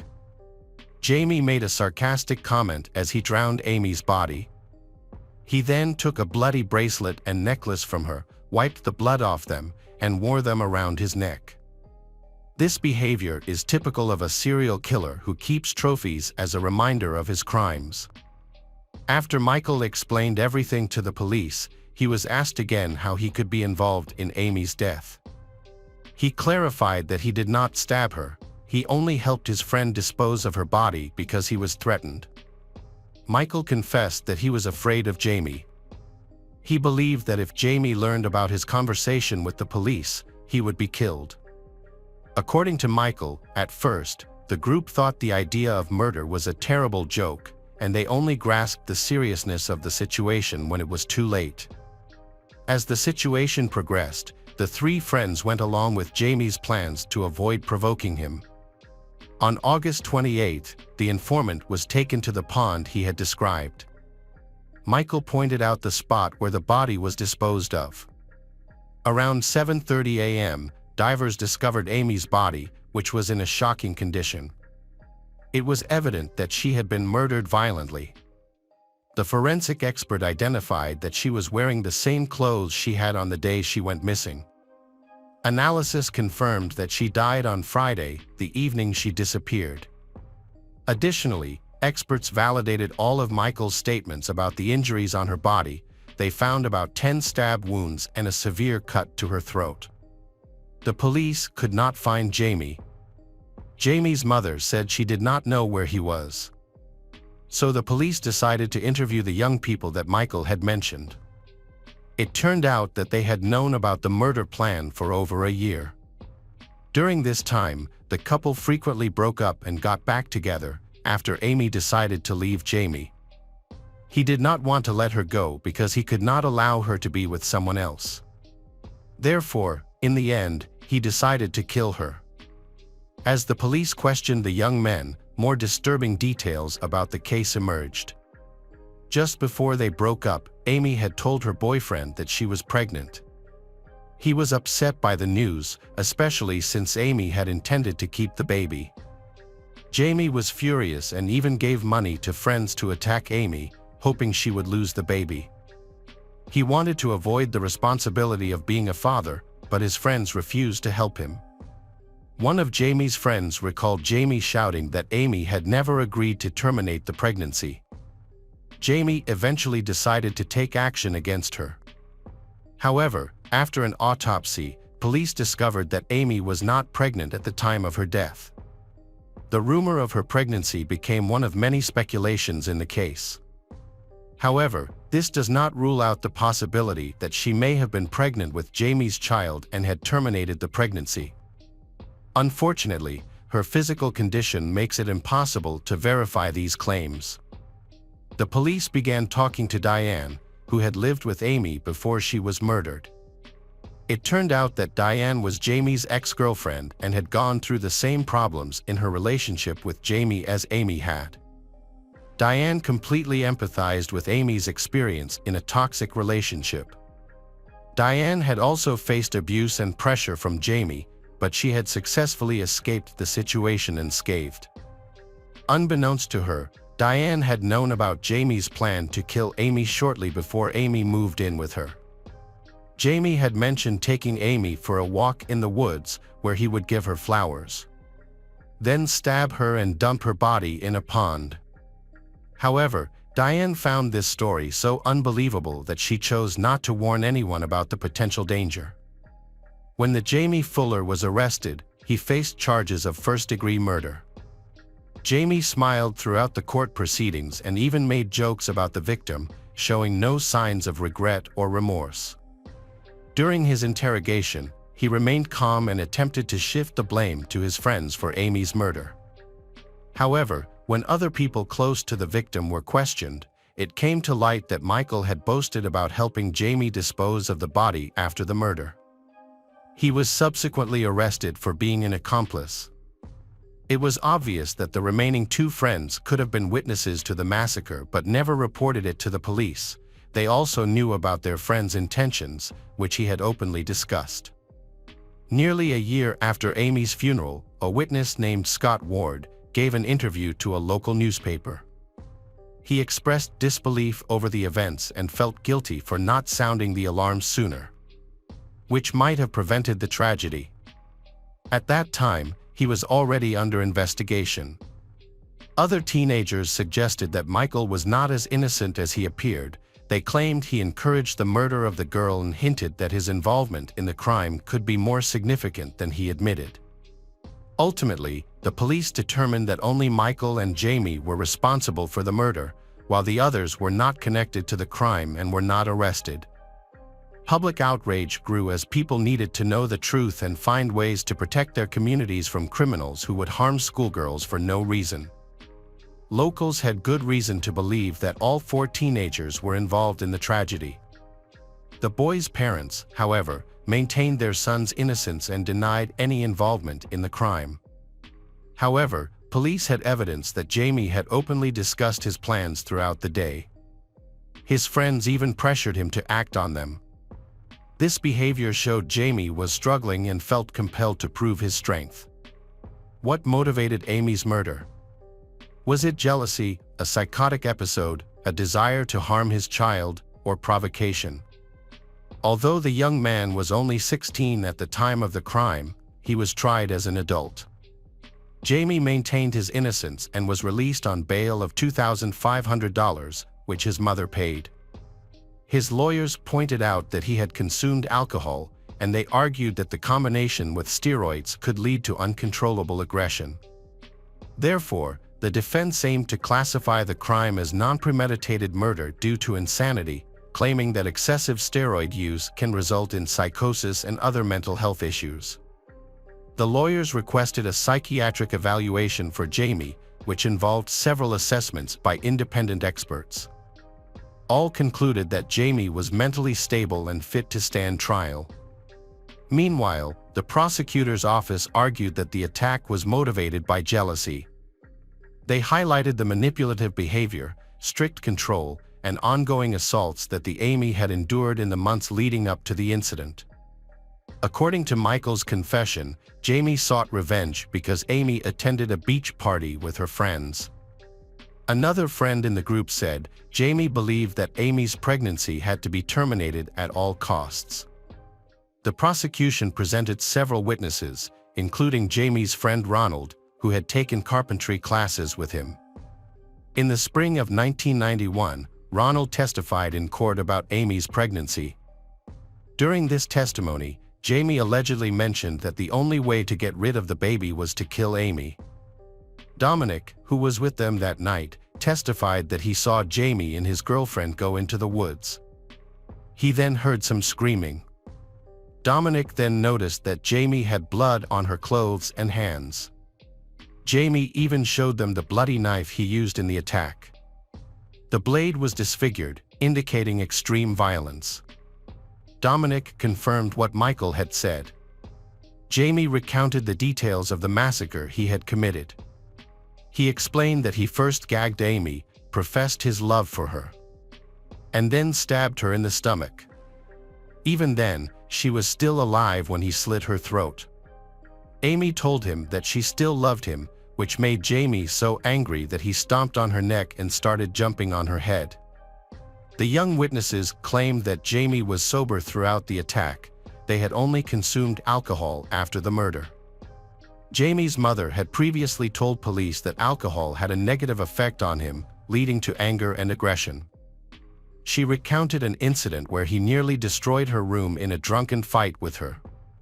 However, alcohol was not a factor in this situation.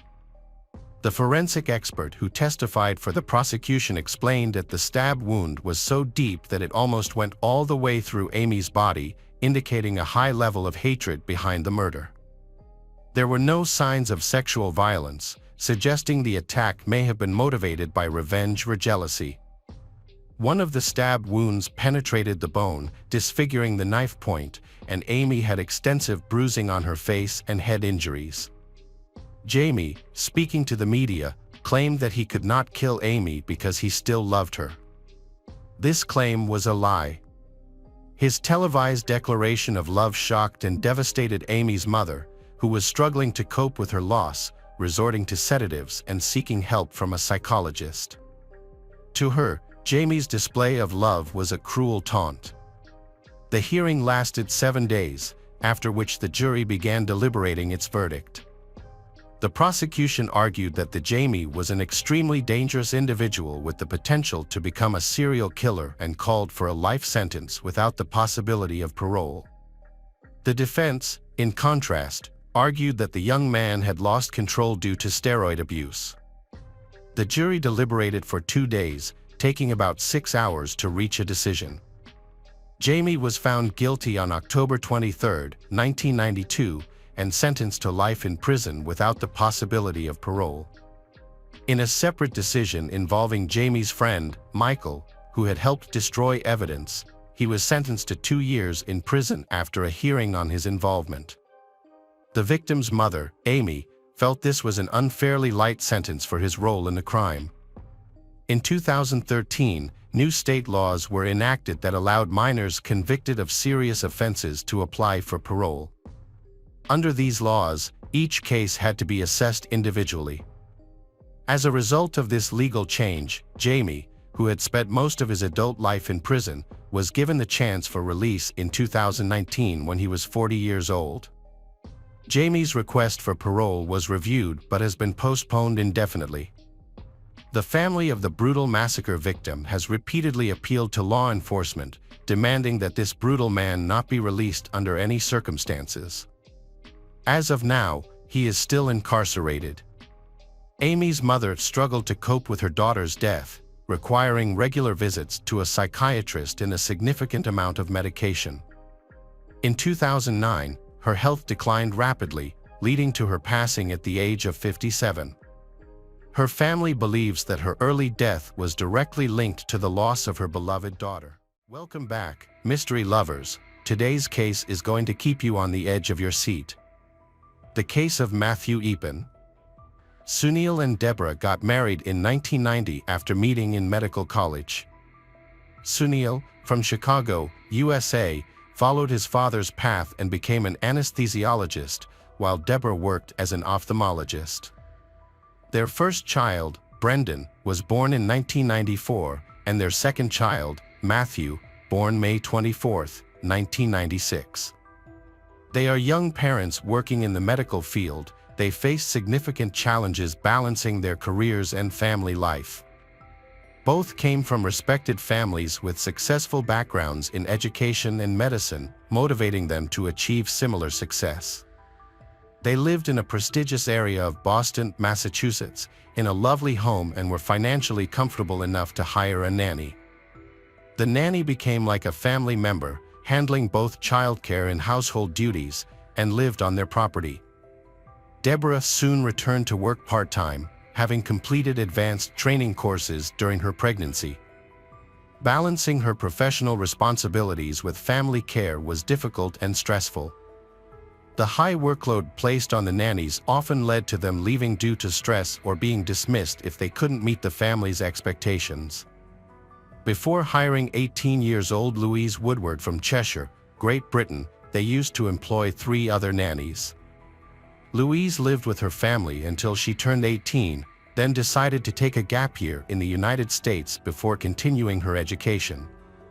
Although she didn't have formal training, she loved children and got along well with them.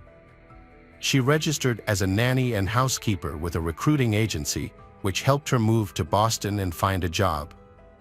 In December 1996, she started working for the Sunil family, whose youngest child, Matthew, was only 8 months old. She had no prior experience with infants, including changing diapers, and had only 3 days of training before she began her job. Louise was given the responsibility of caring for Matthew and 2 years old, Brendan, and assisting with household chores. She quickly found the workload overwhelming due to the family's busy daily routine. All this workload went against Louise's plans, as she had come to the USA seeking adventure and enjoyment, not to work without any days off. She initially thought that being a nanny would provide her with a livelihood without much responsibility. However, looking after children aged 8 months and 2 years truly requires experience, training, and a sense of responsibility. It is challenging to expect an 18-year-old to have such expertise without proper training. Despite this, Sunil and Deborah, who were desperate for help, accepted Louise since they needed a nanny housekeeper. Furthermore, her services were affordable. However, Louise's behavior did not meet the family's high standards, so they gave her a list of rules to follow. As a young nanny, she had little choice because previous failures with other families had put her at risk of being dismissed by the agency. She needed to keep her job to maintain her income. It was challenging for her to suppress her youthful, free spirit, as she preferred to walk, chat with friends, and attend parties rather than focus on work. Occasionally, she would wander around Boston and indulge in her dreams. However, she started refusing work more often, frequently asking for time off, and spending a lot of time on herself. She began taking daily walks, returning late in the evening, regularly attending parties, and struggling to wake up in the morning, often sleeping until nearly lunchtime. This behavior disappointed the Eapens, as she would spend hours chatting with her family in the UK, neglecting her responsibilities with the children. One day, Deborah came home from work earlier than usual and found the children sleeping at home alone without any supervision. Later, the nanny Louise returned from a party. There were suspicions that similar incidents had occurred before. Naturally, Sunil and Deborah felt worried about their children and they were not happy with her. They spoke to her and imposed a curfew, but it didn't solve the problem. They were very unhappy with her behavior and felt they weren't getting their money's worth for services. Although they still wanted to trust her, they saw her as lazy and irresponsible. So, the relationship which she began to significantly deteriorate a few days before the unfortunate incident. She openly told Sunil that she didn't enjoy being a nanny and didn't want children because it was difficult, yet she pleaded not to be fired because she desperately needed the job. Sunil made more rules to discipline her, to get the nanny at the level they desired. On February 3, 1997, Deborah informed Louise that she could leave if anything was not to her liking. However, Louise, the nanny, resisted the idea, insisting there was no need to rush and that she was willing to accept and adhere to their new, stricter conditions. They agreed but mentioned they needed to change the children's sleep schedule by limiting sleep after 3 p.m. to prevent disrupting their nighttime rest. This change was not aimed at Louise personally but was necessary to reorganize the children's daily routine. Shortly after this, a terrible tragedy occurred. The tragedy happened just 10 weeks after Louise began her job. On February 4, 1997, Louise woke the children up in the morning after the parents left for work. She mentioned that Matthew was unusually fussy and cried a lot from the start of the day. Louise bathed him and then put him back to bed to calm him down. At 3:15 p.m., she went to wake him up from his nap and noticed he was breathing weakly and irregularly. She took him to the living room to perform CPR, but he remained unconscious. Initially, she couldn't reach Sunil and Deborah and only called 911 at 3:45 p.m. to report that Matthew, the 8-month-old, was not breathing. Louise informed the coordinator that the baby might have choked on vomit because his face was turning blue. Emergency services arrived quickly. The child was alive but in critical condition. The doctors rushed him to the children's hospital, where they found that Matthew had much more severe injuries than initially reported.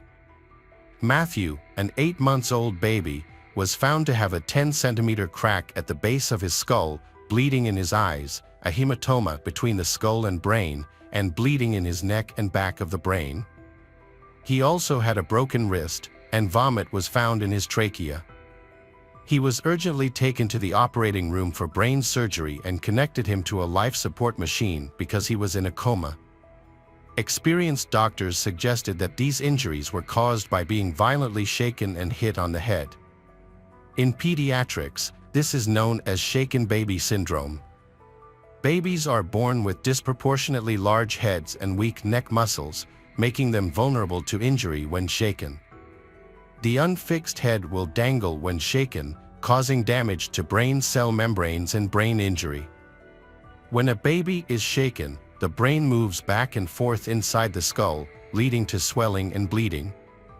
Adults often shake babies out of frustration when they cry, not realizing it won't calm them down but will make them cry more.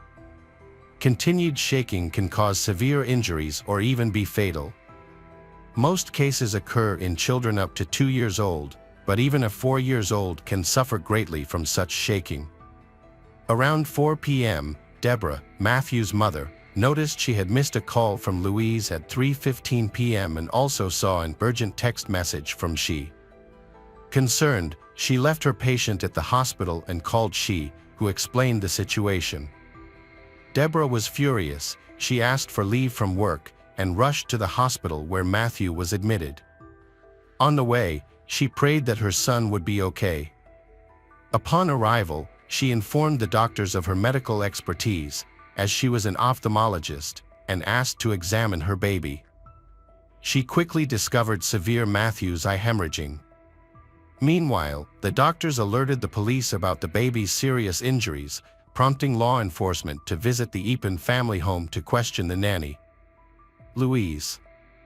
Louise was at home, looking upset and concerned, with Brendan. She explained that Matthew had been irritable and difficult since the morning, and despite her efforts to calm him, nothing worked. By the end of the conversation, she confessed to possibly being a bit harsh with him. Overwhelmed by his continuous crying and screaming, she shook him to try to soothe him, but it was ineffective. In frustration, she threw him onto a pile of towels on the bed. While taking him to the bathroom, she accidentally dropped him, which caused him to hit his head on the floor. Her account was alarming, given the severity of Matthew's injuries. The following day, the police arrested Louise on charges of assaulting a child. Matthew's condition was not improving, and doctors were sure he had no hope of recovery. The brain injury was so severe that, even if he survived, he would be paralyzed for life.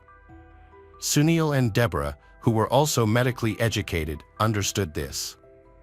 On February 9, 1997, they made the difficult decision to disconnect Matthew from life support, worsening Louise's situation as she was accused of murder. She was denied bail before the trial, but continued to insist on her innocence, maintaining it was a tragic accident. Before the trial on May 7, 1997, Louise agreed to take a polygraph test. During the test, she was asked if she had caused physical harm to Matthew on that day.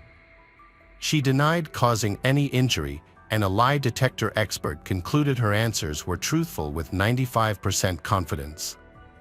Another expert, hired by her lawyers, also confirmed that she answered all questions truthfully. On October 7, 1997, a trial began in Cambridge, Massachusetts, involving many medical experts, including neurosurgeons, pediatricians, ophthalmologists, and pathologists, all of whom were familiar with similar crimes. In the courtroom, there was extensive discussion about Matthew's injuries and Louise's behavior. Most experts believed that his injuries were caused by abuse and violence. Many doubted Louise's statement that she had accidentally hit the boy's head, noting that the injuries showed signs of blunt force trauma. The child had probably been severely and brutally beaten, and the injuries appeared fresh. An expert for the prosecution initially compared Matthew's injury to those from a fall from the second floor, but this statement was later withdrawn. The defense argued that Matthew's head and wrist injuries occurred weeks prior to the incident, before the nanny was in their home. The lawyer suggested that the child's parents, Sunil and Deborah, could have been involved in neglect or abuse. In court, Louise stated that she had not noticed any injuries to Matthew's head or arm. She explained that her interaction with the child was mild, but it caused the reopening of an old injury, leading to bleeding. She mentioned that the day before the tragic incident, the child fell near the stairs and hurt himself, which might have aggravated the injury. Louise clarified that her use of British English was misunderstood. When she said popped, she meant she placed the child on the bed, not threw him, as might be interpreted in American English, and she denied dropping the baby in the bathtub. The defense argued that if the prosecution's claim of cruel treatment were true, Matthew would have had serious bruises and hematomas on the head and body, which were not present. This suggests that the child might have been shaken to calm him down, but not to the extent the prosecution claimed. Louise, in an emotional outburst, lost control and shook the child, causing old injuries to resurface. Witnesses and experts testified that there was no fresh bleeding in the brain, indicating that the skull fracture was an older injury. However, Sunil and Deborah denied that Matthew had suffered such a traumatic brain injury. The defense suggested that these actions might have been driven by fear, as Louise panicked while trying to revive the child. Unfortunately, Brendan could not testify at the trial because he was too young to understand what had happened. During the trial, Louise acted inappropriately. She occasionally smirked and laughed, which was attributed to nervous shock. At the time, she was reportedly only 18 years old, and the incident described triggered such a reaction. Additionally, she retracted her initial testimony obtained by detectives during the first interview. She did not mention how challenging it was to work for the Eapen family, who overwhelmed her with childcare and household duties, for which she was unprepared. She had come to the United States to relax and have fun. Despite this, she insisted that she never mistreated the children. She claimed she would never harm a child, especially to the extent of causing serious injuries that led to a coma and could paralyze an 8-month-old baby. Louise's relatives from the UK spoke at the trial, praising her as a gentle and reserved person. They described her as an obedient parishioner of a local church, a vegetarian, and a clarinet player. However, her friends from the US had a different view, seeing her as a party girl who never missed a chance to go out. 3 of her friends testified at the trial, as well as former employers who had let her go due to incompetence and irresponsibility. The prosecution highlighted that she tried to wake Matthew 15 to 20 times but found the boy wasn't breathing. She attempted to help him and called his parents, but they didn't answer. It took her half an hour to finally call 911. The prosecutor questioned why she delayed calling for emergency help when immediate action was needed. She explained that she was panicking and stressed, trying hard to manage the situation on her own. Throughout the trial, Louise showed little emotion. She occasionally smiled but never expressed regret for what happened. She spoke fondly of Brendan and Matthew, she describing Brendan as smart and talkative, and Matthew as a sweet, smiling, and playful child. The trial was broadcast live on British television, capturing the attention of almost the entire country, with many people supporting she. On October 30, 1997, a jury found Louise Woodward guilty of second-degree murder. She begged the judge to lighten her sentence. She begged them not to let her spend the rest of her life in prison for something she didn't do. However, the judge ignored her pleas. Louise was sentenced to life in prison, with the possibility of parole after 15 years. Upon hearing the sentence, she burst into tears, unable to believe what was happening. She questioned the judge, insisting that she hadn't done anything wrong and sincerely hoped for an acquittal. Her mother supported her, stating in court that a terrible judicial error had occurred.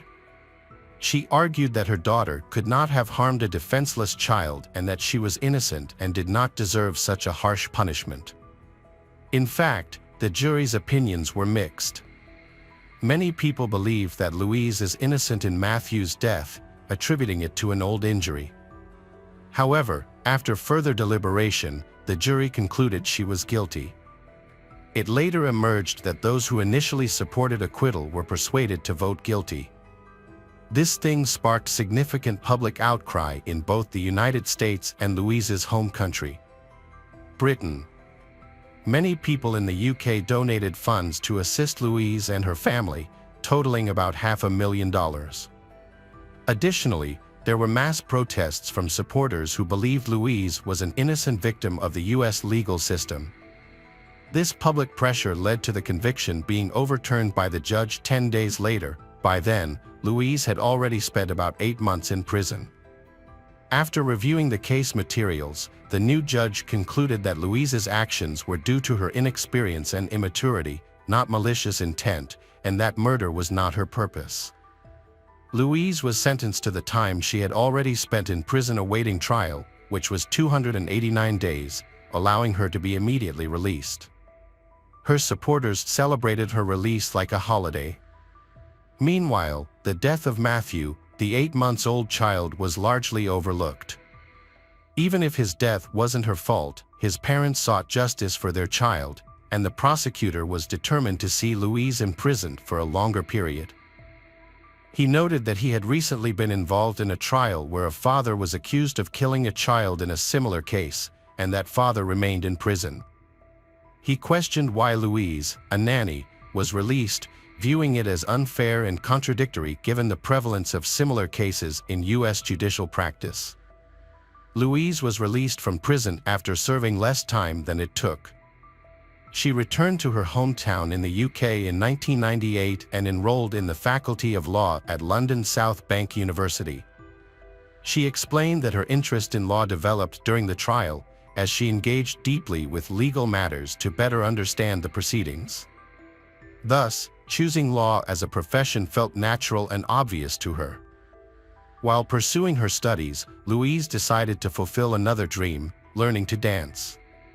She took salsa lessons and later opened her own dance school, becoming a dance instructor. Her classes included children, often accompanied by their mothers, who were comfortable with her past and aware of the accusations against her. In 2002, Louise graduated with honors from university and began working as a lawyer. However, a year later, she left her law firm to return to her dance studio. She then married businessman Anthony Elkis, who worked in cargo transportation, and they had a daughter. By 2014, Louise had authored several books and participated in numerous interviews about past incident. In all interviews, she has insisted that she was wrongly accused of Matthew's death. She insisted she had no intention to harm and believed her arrest was unjust. She remarked that the U.S. judicial system often demands accountability, suggesting that if the parents weren't blamed, the suspicion fell on her. Still, she expressed relief and gratitude that the judicial system ultimately resolved the case, leading to her release. Louise, now 45 years old, continues to live a normal life without feeling guilty about the past, and many people support her in this. In one of her interviews, she stated that she had the right to enjoy her life. Meanwhile, the parents of Matthew, Deborah, and Sunil faced public outrage. People criticized them for prioritizing their careers over spending time with their children, questioning why they hired an inexperienced young nanny who was not equipped to care for small children. Despite knowing this, they were attracted because the cost of hiring her would be very low and burdened her with excessive responsibilities. The 18-year-old nanny, Louise, received only 3 days of training before being overwhelmed with numerous restrictions and rules. Due to public pressure, the Eapen family had to relocate to a new, undisclosed address. It is known that they now have 2 more children and no longer hire nannies, with Deborah taking on the responsibility of raising the children herself. They established the Matthew Eapen Foundation at Boston Children's Hospital to enhance child safety and well-being by educating the public about the dangers of shaking a baby and providing support to victims and their families. Hi everyone, thanks for returning. Let's unravel another perplexing mystery. The case of Mallory Beach. Mallory Beach was born on April 18, 1999, in Walterboro, South Carolina, USA. She had 2 older sisters, Morgan and Savannah. At 19, Mallory graduated from Hampton High School and then attended the University of South Carolina. She worked at clothing boutiques in Fort and dreamed of becoming an interior designer. She loved animals, she had dogs and volunteered at an animal shelter. She was a bright and beautiful girl who was sweet, kind, and sociable, with many friends. She was dating Anthony Cook. They were friends with 20-year-old Paul Murdaugh, who came from a wealthy and influential family. On February 23, 2019, the group planned to attend a party at a house owned by the mayor's family. They decided to travel there using the Murdaugh's 5-meter sea hunt boat. The group included Mallory, her boyfriend Anthony, Anthony's cousin Connor, Connor's girlfriend Miley Altman, Paul, and Paul's girlfriend Morgan. All were under 21, but that didn't stop them from obtaining alcohol and drinking on the boat. Although they could have reached by car, they chose to go by boat to drink beer and other alcoholic drinks en route without encountering the police. Paul was driving the boat and had already been drinking. He used his older brother Buster's ID to buy alcohol at the store, which he was quite proud of. After arriving, they enjoyed drinking and eating oysters. The party went well, and 5 hours later, they headed back home. Paul, now quite drunk, was still steering the boat. He stopped at a bar along the shore to buy more alcohol and drank there with Connor, while their other friends waited outside, eager to get home. At around 2 a.m., Paul and Connor left the bar. Everyone boarded the boat to head home.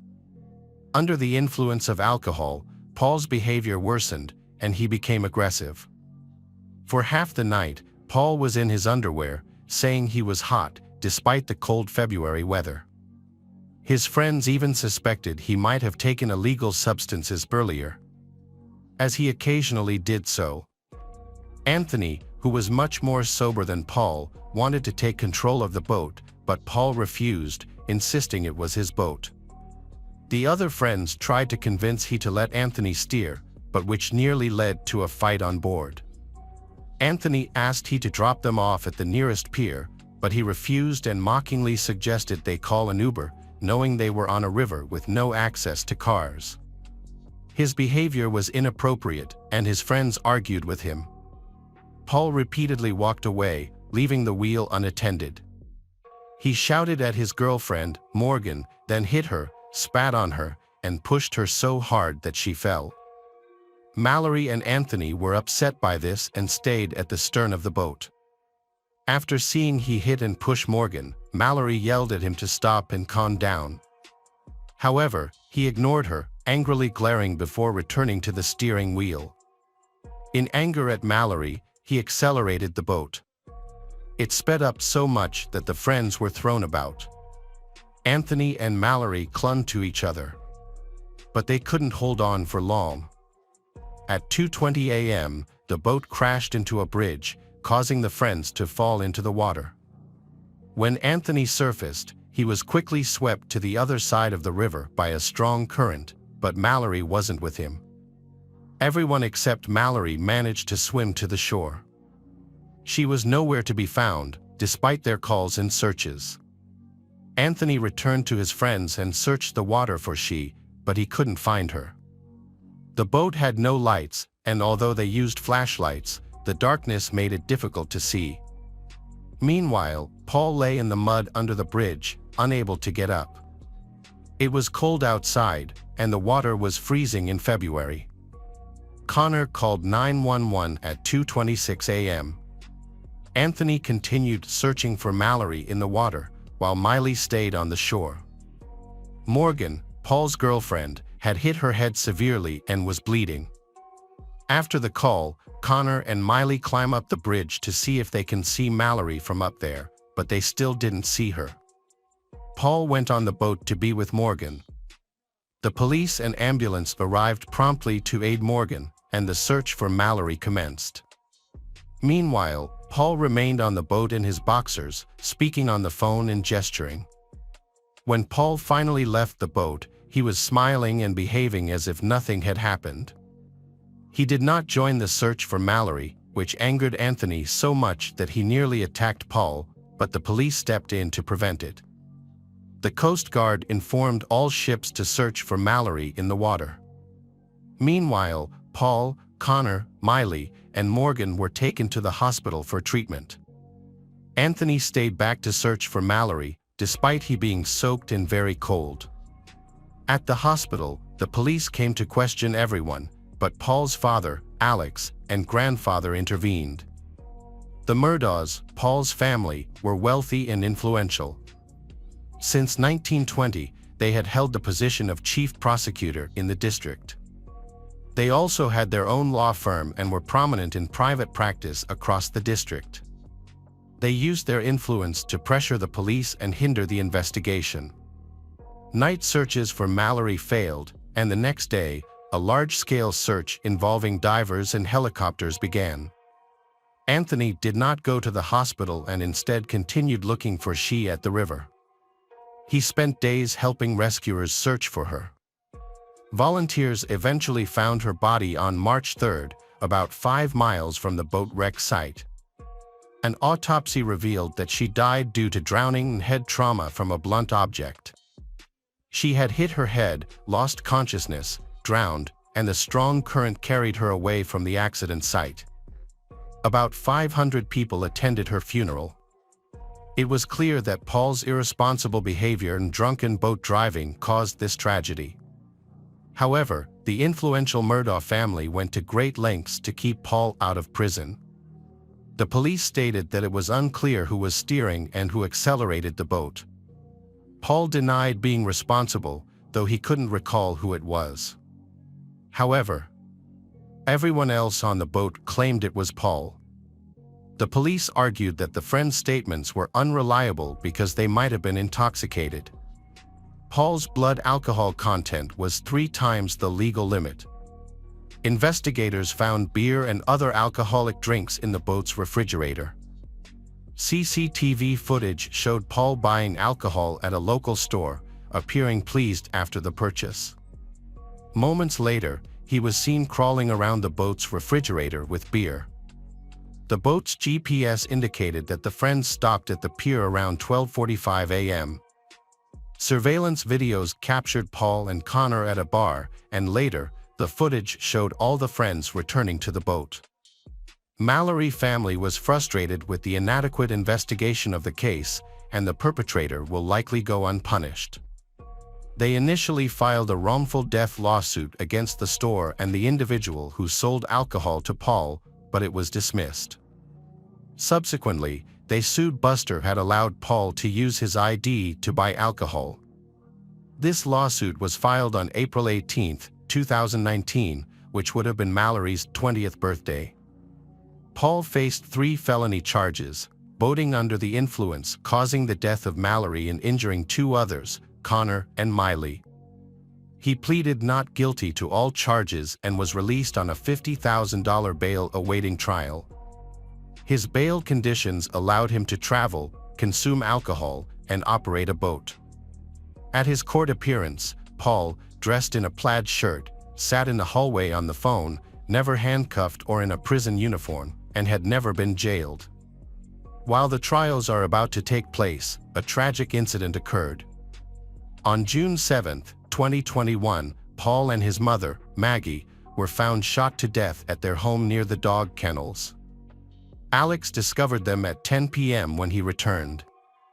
Paul was shot in the chest and head with a shotgun, while Maggie was shot in the head with a rifle. Only shell casings were found at the scene, suggesting 2 different weapons had been used, leading police to suspect 2 perpetrators. The shootings occurred between 9 and 9:30 p.m., shortly before Alex arrived. Paul's phone was found in an unusual position, as if tampered with, and Maggie's phone was missing. It was later located outside the residence using the Find iPhone feature. Fingerprints and DNA from the killer were collected from it. The Beach family sent a letter of condolence to the Murdaugh family. They extends their deepest and warmest sympathies to the Murdaugh family during this terrible time. Having suffered the devastating loss of their own daughter, they praise that the Murdaugh family can find some peace after this tragic loss. They sincerely hopes that someone will come forward and cooperate with the police so that the perpetrator of these senseless crimes can be brought to justice. The police have classified the deaths of Paul and Maggie as a double murder. However, there are currently no suspects, even though the investigation is still ongoing. Many have speculated whether their murders may be related to Mallory's previous boating accident. But this connection has not been confirmed. Everyone present on the boat that day provided their fingerprints and DNA samples, which did not match those found on the phone of Maggie. While details about the case remain largely undisclosed, it's known that the Murdaugh family had several enemies and received threats, but they ignored these threats. Mallory's death is not the only one linked to the Murdaugh family.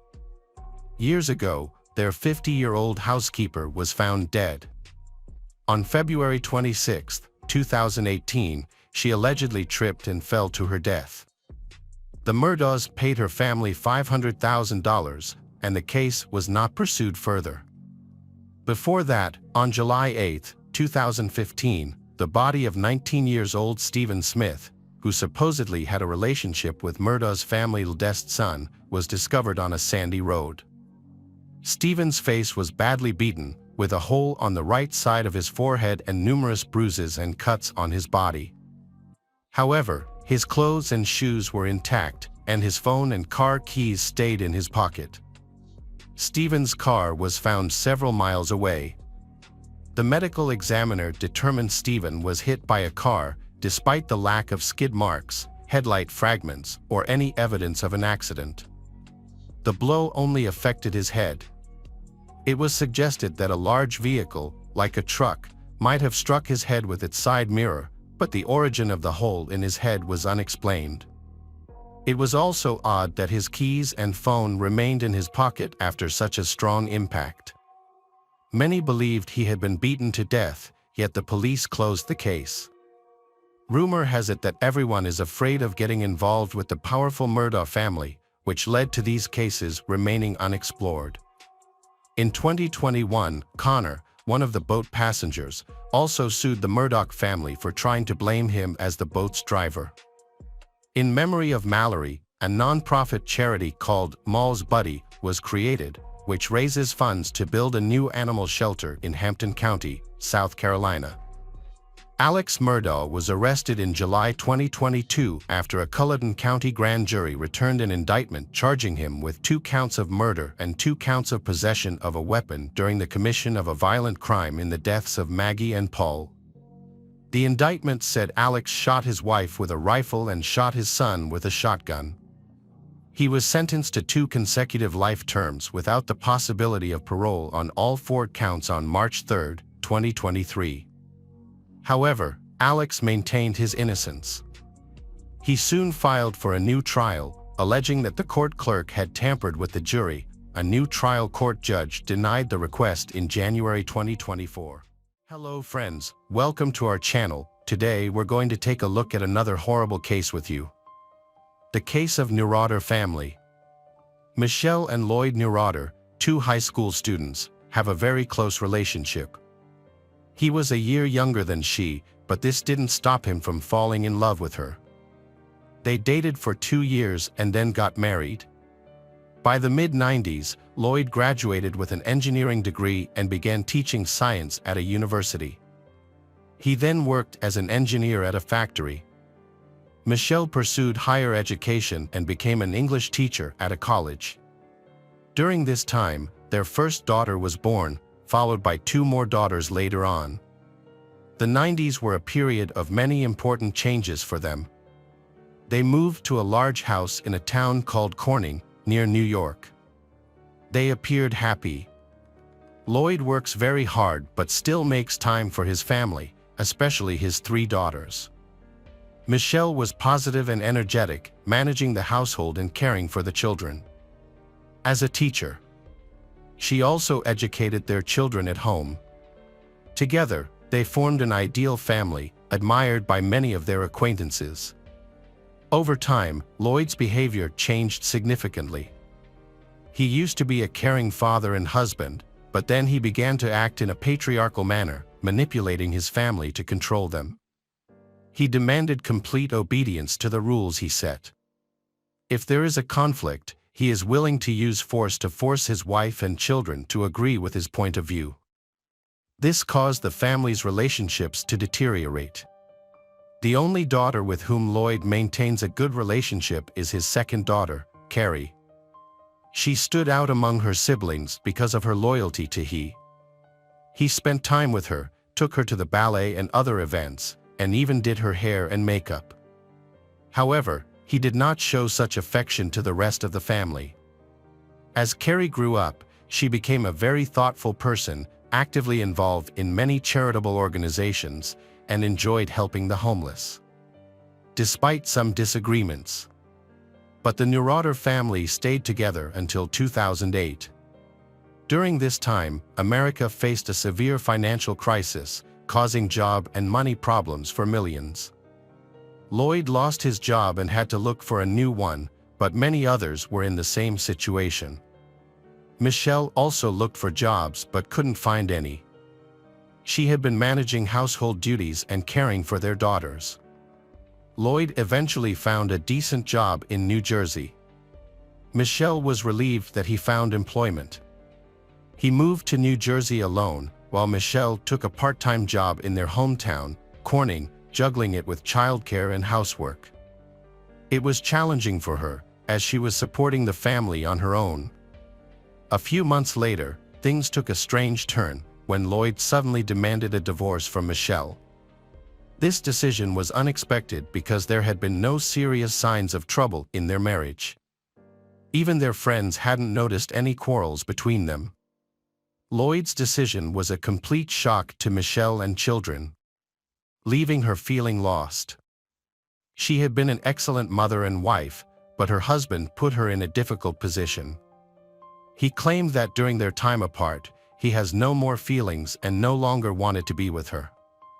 Worse still, before proposing the divorce, he had that she cut off all ties with her family and friends. This further upset Michelle, as she felt isolated and lacking support. Despite experiencing a nervous breakdown, she managed to pull herself together. She found a job as an English teacher at a college and became a single mother.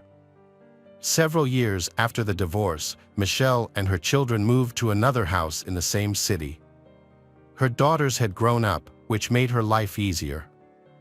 The girls can help with housework and take care of themselves. This allowed Michelle to focus more on her work. She has built a successful career and made a lot of money. Even so, Lloyd, a manipulative person, still makes things difficult when fights over child support and arguing about alimony. The divorce process lasted about 5 years, during which Lloyd repeatedly attempted to discredit Michelle to gain custody. Despite this, Michelle fought back, she defending herself in court and made a rebuttal against Lloyd. Lloyd was a skilled manipulator, and after 2010, the middle daughter, Carrie, moved in with him. Little girl believed it was her own decision because she loved and missed her father. The other children did not agree with her choice and urged her to stay with their mother, Michelle. In court, the judge supported the decision of the other children to remain with Michelle. On August 28, 2017, a family friend arrived at Michelle's house to pick up her youngest daughter for swimming practice. As he got out of the car and approached the house, he noticed Michelle in an unusual position by the stairs, visible through the living room window. He knocked on the door, but no one answered, and Michelle didn't move. The dog was barking continuously, which made him feel uneasy. He found the door was unlocked. So he went inside to check. As he got closer, he realized that Michelle was not standing but was hanging from the railing. He checked her pulse, but her hand was cold and numb.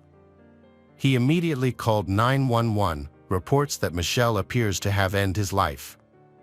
When emergency services arrived, they confirmed that 46-year-old Michelle had been dead for some time and beyond repair. The police searched the house but found no one else present, even though Michelle lived there with her 14-year-old daughter. Carrie lived with Lloyd, and the eldest daughter was away at college. At first, it seemed like Michelle had committed to end his life. However, as the police investigated, they found more inconsistencies in the case. There were marks on Michelle's face, suggesting the incident may have been staged. It was also strange that the youngest daughter was nowhere to be seen, even though she was supposed to be home. This led the police to consider both murder and the possible kidnapping of the child. Detectives contacted Carrie and Lloyd. They first reached Carrie, and the little girl said that her youngest sister was there. This interested the police, as the younger daughter never missed training and did not want to go to her father's house, Lloyd. Michelle hadn't allowed her to miss school the day before, so why did she go there? The police then confirmed this with Carrie. Carrie explained she had stayed overnight at Michelle's. Carrie and her sister left Michelle's home long before a family friend discovered Michelle. According to little girl, Michelle had been unstable and hysterical during the day, so Carrie didn't want to leave her younger sister with her mother and took her with her. The story seemed implausible because Michelle's body was cold when discovered, indicating she had died long before. This contradicted Carrie's statement that they left shortly before a family friend found Michelle's. Contacting Michelle's acquaintances and friends also made Carrie's story more suspicious, as they provided a different perspective to the police. A friend mentioned that 2 days before her death, Michelle attended a court hearing about custody issues for her youngest daughter. Lloyd was actively fighting for custody, but he was unexpectedly absent from the last meeting and did not answer calls, which was very unlike him. Michelle was very happy because she would win custody of her youngest daughter. She even celebrated with her lawyer, confident she would be granted full custody due to Lloyd's absence. Therefore, she had no reason to be anxious or depressed, as the custody issue had been resolved in her favor. Michelle's mother, Jeannie, upon learning about the tragedy, immediately informed the police that she suspected Lloyd of being responsible for her daughter's death. She could not believe that Michelle would choose to end her own life and leave her children behind. Consequently, Lloyd became the prime suspect, because for years, he tried to take away Michelle's custody, and their divorce had been contentious. It was initially difficult to reach Lloyd. According to Carrie, he was with her at the time of the murder, help her settle into her new home before going to university. Lloyd spent the night at a hotel in Rochester, which is about 160 kilometers from Cortland, and then flew to California for a job interview, placing him 4,000 kilometers away. When investigators contacted Lloyd and informed him of Michelle's death, he showed no emotion. After the trial, Lloyd went to the police station and confirmed Carrie's claim that during the time of Michelle's death, he was in another city helping Carrie move. According to Lloyd, Carrie came to see him at the hotel to see how he was getting along. He then took little girl to the parking lot, and she left, and he returned to his room. He provided the hotel reservation as evidence. Although he agreed to take a polygraph test, he never did. Detectives couldn't file charges due to insufficient evidence, but they were suspicious The police began reviewing CCTV footage and phone records to track the movements of Lloyd and Carrie in the days leading up to Michelle's death. They found inconsistencies between the footage and the location of Lloyd's phone, suggesting he was deliberately leaving his phone behind to hide his movements. It became clear he was not truthful. Carrie was indeed with he at a Rochester hotel, but in the evening, they went to the parking lot, and he did not return to the room as he claimed. They went somewhere on the night of the murder and only returned at 7 a.m. the next day. Investigators found that Lloyd was in financial trouble. He has to bear large debts. He owed $100,000 on one credit card and was in desperate need of money. However, after the death of Michelle, he received over $200,000 from her life insurance, which was beneficial for him. This made investigators more suspicious of him, and they to scrutinize him more closely. When checking the location data from Carrie and Lloyd's cell phones, investigators found out that it seemed like Carrie was involved too. The decision was made to monitor the conversations between Carrie and Lloyd. Wiretaps of their phone calls revealed they were indeed hiding something. They avoided many topics during their discussions, and Lloyd often abruptly ended Carrie's questions, as if aware they were being monitored. Some conversations were deferred to face-to-face meetings. Lloyd repeatedly stressed the importance of keeping quiet during their calls, indicating they had secrets to conceal. The detectives were certain they were on the right track and expected Carrie and Lloyd to confess, but it didn't happen. So, the police decided to accelerate the investigation by speaking to Carrie directly. They invited her for questioning. However, she did not go to the police station, making various excuses.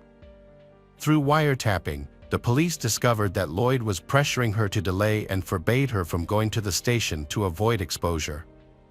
Meanwhile, a forensic expert performed an autopsy on Michelle and confirmed clear signs of murder. He found bruises around her eyes and marks on her chin. It appeared she was attacked from behind and strangled. The attacker held her by the throat, making it difficult for her to resist. It was evident that she hadn't committed to end his life, and the situation was clearly a setup. This forced them to contact Carrie again. However, she continued not to go to the police station. The detectives didn't want to hear her excuses anymore, so they met her right after school. She was caught off guard and confused at the police station. Initially, she denied everything. She admitted to being with Lloyd at Michelle's house that morning, but claimed she didn't know what happened there. Her parents started arguing, then they went upstairs and continued arguing. Under pressure from the detectives, Carrie revealed an even more terrifying than Lloyd's. Carrie confessed that Lloyd really killed Michelle, and she was there to ensure her sister didn't witness the crime. She was actually an accomplice to the murder. A week before the incident, she and Lloyd planned to make it look like Michelle had ended her life. The police listened to the candid confession of she. She admitted to hating her mother but couldn't explain why. She idolized her father, Lloyd. This is typical behavior of a manipulated person. Under Lloyd's influence, Carrie's hatred for Michelle grew, he manipulating her until the end. This manipulation led her to become an accomplice, agreeing to help him, covering for him, and help prove his alibi. The police arrested Carrie. Then, they went to Lloyd's house, but he wasn't there. Investigators tracked him down in Princeton using his phone. When officers arrived at the parking lot where he was located, Lloyd saw them and climbed onto a railing, threatening to jump from the 5th floor. After 2 hours of negotiations, the police were able to reach him, and he was arrested. He was charged with first-degree murder, conspiracy to commit murder, and tampering with evidence. He was shocked by the arrest and denied all charges. He claimed he was at a hotel during the crime. Phone records supported his alibi, and he had a room reservation at the time. However, CCTV footage showed him leaving the hotel with Carrie at night and returning during the day. GPS data placed him near Michelle's house at the time of the murder, and Michelle's pajamas had his DNA. This evidence dismantled his alibi. 19-year-old Carrie was charged with second-degree murder, conspiracy to commit murder, and concealment of evidence. She faced a potential life sentence with the possibility of parole after 25 years. To avoid the maximum penalty, she admitted her guilt and agreed to cooperate with the prosecution. She was required to testify against her own father at the trial. During the trial, the prosecutor highlighted a troubling aspect of the case: Carrie was directly involved in the crime. She was present in Michelle's house and assisted Lloyd. Despite having multiple chances to stop the crime, she chose not to intervene and instead helped her father murder her mother. According to the evidence, Carrie and Lloyd arrived at Michelle's house early in the morning. She trusted them and opened the front door, unaware of the impending betrayal by they. Lloyd attacked Michelle and strangled her with a rope. While this happened, Carrie ensured that her younger sister remained asleep and did not witness the crime. After the murder, they left through the back door, preventing the younger sister from realizing what had occurred inside the house. The evidence collected by the detectives included nearly 26 files. Most pointed out that Lloyd had been turning Carrie against her mother, Michelle, for years. He consistently insulted Michelle and portrayed her negatively. Once Carrie moved in with him, he began to restrict her communication. His goal was to kill Michelle and other children. Consequently, she unintentionally developed hatred toward Michelle. The prosecution claimed that the motive for the murder was to claim life insurance money and avoid sharing custody of his youngest daughter. Lloyd believed that making Michelle's death look like she had ended her own life would allow them to live comfortably with the money. In court, Carrie testified that Lloyd gave her a harsh ultimatum: either they kill her mother, or he might end his own life. He complained about his difficult financial situation because he had to pay $6,000 in alimony every month, stating he couldn't continue living this way. Faced with this, Carrie made a dire choice and agreed to help in the crime against Michelle. The prosecutor acknowledged that Lloyd manipulated Carrie and advocated for lenient punishment for her. Ultimately, he admitted his guilt in the murder. As a result, Lloyd was found guilty of first-degree murder and other charges. He was sentenced to life in prison without the possibility of parole and is currently held at Clinton Correctional Facility in New York. During the trial, Carrie's maternal grandmother, Jeannie, requested a lighter sentence for Carrie and a harsher sentence for Lloyd, who had tormented Michelle throughout their 25-year marriage and ultimately killed her. Jeannie expressed that she did not believe Michelle would have wanted a severe prison sentence for Carrie, but rather for little girl to lead a happy life. Carrie was found guilty of concealing evidence. The judge considered Jeannie's plea and the prosecutor's perspective, resulting in the lightest possible sentence of 1 to 3 years in prison. Carrie was released early on January 16, 2020. Hello friends, welcome to our channel. Today we're going to take a look at another horrible case with you. The case of Katie Passaniti. Loretta had no interest in her child, Katie. Loretta was just 15 years old when her daughter was born. Right after the birth, Loretta abandoned her daughter, and the father's identity was unknown. Consequently, Katie's grandmother took her in and cared for her. They formed a strong bond, and Katie always thought of her grandmother as her mother. When Katie turned 15, her biological mother, Loretta, re-entered her life. At that time, Loretta was 31 years old and had been living with a man named Ernest Later for almost 10 years, even taking his last name. Although they were never officially married, they referred to each other as spouses. Shortly after reuniting with her mother, Katie decided to move in with her and Ernest.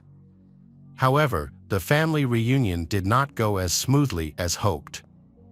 Their life changed significantly when she moved in. As a teenager, she began to rebel. Her mother and Ernest had trouble communicating with her. She often ran away from home, attended parties, and only called parents by their first names. The family never developed a close relationship with her. The situation changed when Katie started college. She changed from a rebellious person to a more docile person. Being very intelligent, she was accepted into several prestigious institutions. She graduated with a degree in chemistry and earned a doctorate in applied mathematics from Johns Hopkins University. While still a student, she met a young man named Anthony Passaniti, who would later become her husband. Anthony recounted that she was the first person to approach him to ask for gum, which led to their acquaintance. Their friendship soon blossomed into a romantic relationship. A year later, Katie and Anthony got married, and 2 years after that, they had a daughter. At that time, she was 27 years old. The family eventually moved to San Antonio, Texas.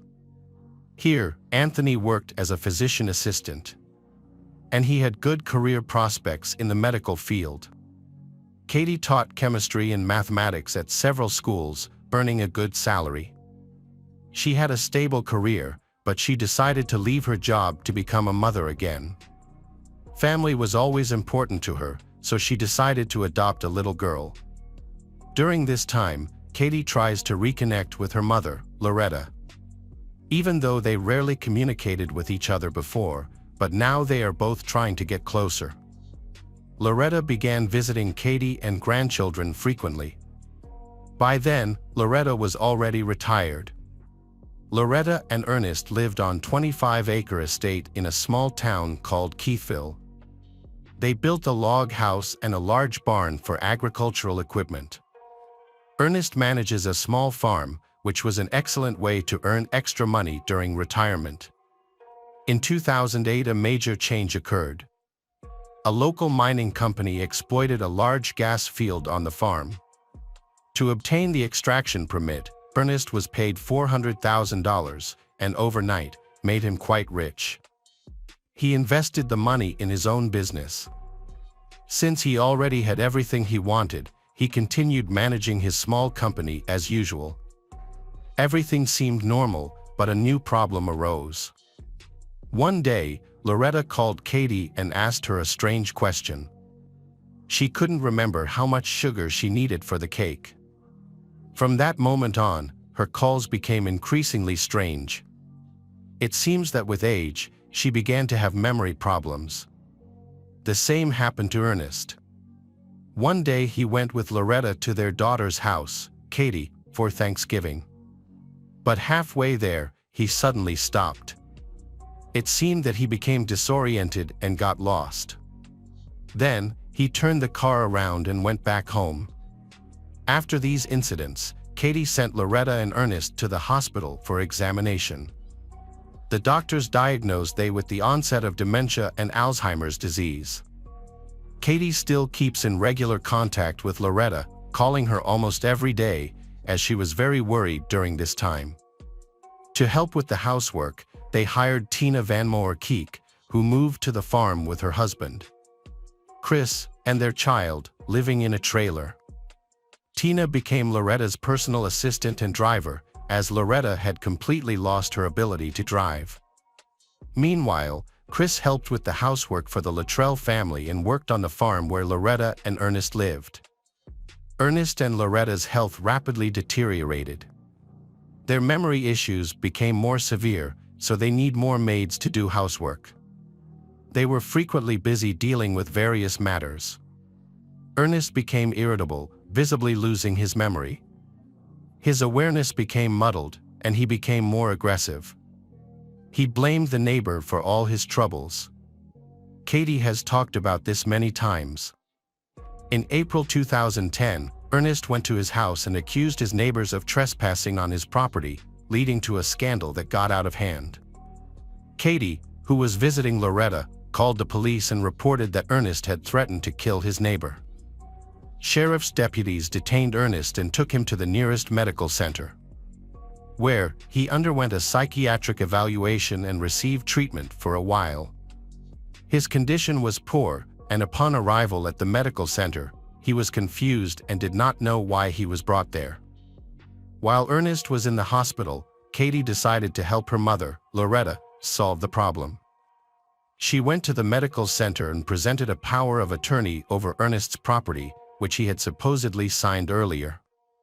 Katie insisted that Ernest remain in a nursing home for Alzheimer's treatment, as his behavior was unpredictable and aggressive.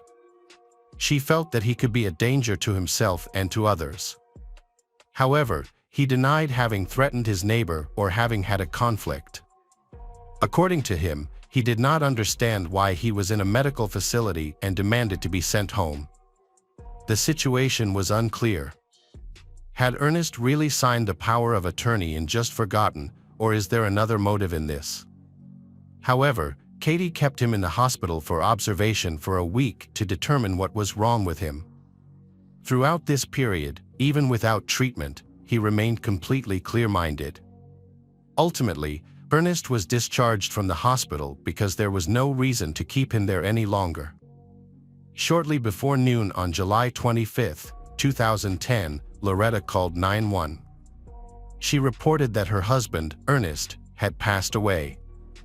At first, it seemed like a typical report of someone who had died of natural causes. However, there was a hint of unease in her voice. The emergency services dispatcher asked Loretta to try to give artificial respiration to Ernest. However, she replied that it would no longer help and asked the rescuers to come with the police as soon as possible. The sheriff's deputies arrived at the crime scene within minutes. Outside the house, they found Loretta. It was known that she suffered from Alzheimer's. She encountered the police and seemed more confused than upset. She obviously didn't know what to do. The officers entered the house to investigate and discovered the body of Ernest in a pool of blood. Doctors confirmed his death, caused by 5 gunshot wounds. According to Loretta, when she returned home from church, she found the body of her husband Ernest lying in a pool of blood. She did not know what had happened to him. Her statement was confirmed by other parishioners. Indeed, she had been at church. Reinforcements were called to the scene. When the forensic experts arrived, they immediately began examining the crime scene and collecting evidence. They noticed that some valuables were missing from the house, including Ernest's car. Near the place where the car had been stolen, they found unusual boot prints with a unique design. Tina, the housekeeper, and Chris lived on Ernest's farm. They claimed they were not at the house during the murder and provided a store receipt as proof of their whereabouts, which confirmed their alibi. Meanwhile, detectives reached out to Loretta's closest relatives. They later learned she had a daughter, Katie, who lived in San Antonio, Texas. Upon hearing the tragic news, Katie traveled to support her. Investigators are currently having difficulty clarifying the incident. What happened at the farm that day? At the scene, police confirmed that Ernest had died tragically. It certainly wasn't him who ended his life, as there was no weapon nearby. Someone had killed he, and the gun was hidden by the killer. Finding the gun became a priority for the investigation because it could offer important clues. Ernest was shot at point-blank range, including in the head, leaving no chance of survival. He was found lying in a pool of his own blood, and the gun cabinet next to the room had been opened and emptied the ammo. Additionally, Ernest's pickup truck and several valuable items were missing. The truck was easy to locate because it had distinctive features, including a homemade fuel tank. Ernest used this tank to refuel his agricultural equipment. It had a large capacity, designed to supply equipment for 2 days. Thanks to these unique features, the truck was quickly found. Eric Crane was well acquainted with the police officer because he abused illegal substances. He had a rich criminal history, mainly due to his addiction and drunk driving. All his life, Eric was in and out of prison for short periods of time. He was found just 2 days after the murder. He was immediately arrested in the car and taken to the police station for official questioning. However, he began to categorically deny his involvement in the incident. He claimed that he was at work at the time, but his alibi was not confirmed by his colleagues. Besides, he also could not explain how he ended up driving Ernest's pickup truck. His boots had a unique pattern on the sole, resembles shoe prints found at the crime scene. However, at first they could not get him to confess. Eric was kept in custody during the investigation because it seemed he was pretending and not telling the truth. On the day he was arrested, a local TV crew found out and went to the auto repair shop where he worked. They interviewed his manager and colleagues, who revealed that he was absent from work at the time of the murder. Surprisingly, while they were there, the shop manager received a call from Eric, who was calling from prison. Eric informed his employer that he was in trouble and couldn't come to work. He also asked his boss to lie to the police, saying he was at work at the time. His boss then asked if he had really killed Ernest. Then, he shared a shocking story. He admitted to pulling the trigger and shooting Ernest, but claimed he was persuaded to do so by Tina, an employee who was also Loretta's driver. It turned out that Tina and Eric were lovers, and she had asked him to help with the crime. He claims that Loretta is the one behind it all. Eric claimed that Loretta lied and went to church during the crime to create a false alibi. She waited there until Ernest was killed. Afterward, Eric called Tina from prison to discuss details of the crime. A few hours later, a recording of this conversation reached the police station. Investigators needed to verify if Eric was truthful, if Tina and Loretta were involved in the murder. On July 28, Tina was brought in as a suspect. She denied any involvement and claimed ignorance of the incident, but her motives remained very suspicious. Ernest had always been very kind to Tina's, providing housing for her family and giving her a job with a stable income. In her situation, it would be wise to maintain this relationship for as long as possible. Why would she kill her benefactor? It seemed illogical. However, detectives suspected she was lying. To confirm, they searched her belongings and found a bank card belonging to Ernest in her purse. Checking the database, the police discovered that months before the murder, Ernest and Loretta had filed a complaint against Tina for stealing money.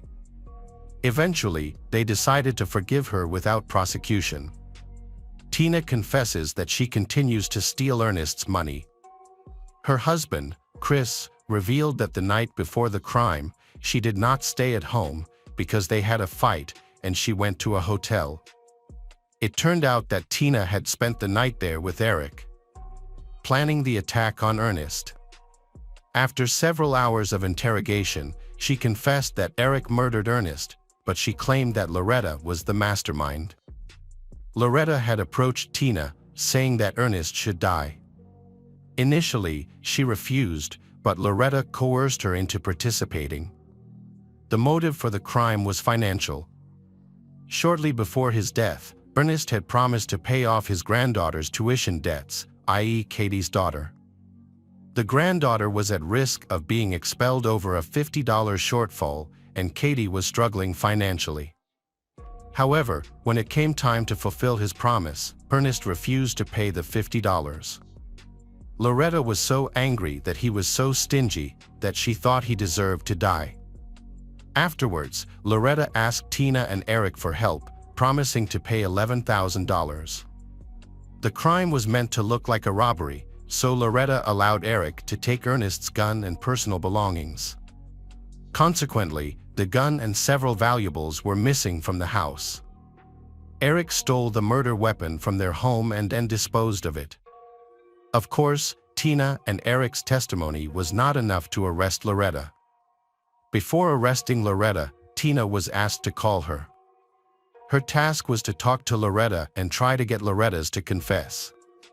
She agreed because she wanted to make a deal with the prosecution to reduce her sentence. She also needed to testify against Eric and Loretta. Then, she phoned Loretta, the police recorded and listened to the call. According to the plan, she said that Eric would be released on bail in an hour. So, she needed $1,000 to cover his bail costs. Loretta agreed to pay and asked for more time to get the money. This provides evidence of Loretta's relationship with Tina and Eric, but could not obtain a confession to the murder. Ernest's funeral was held on July 29th.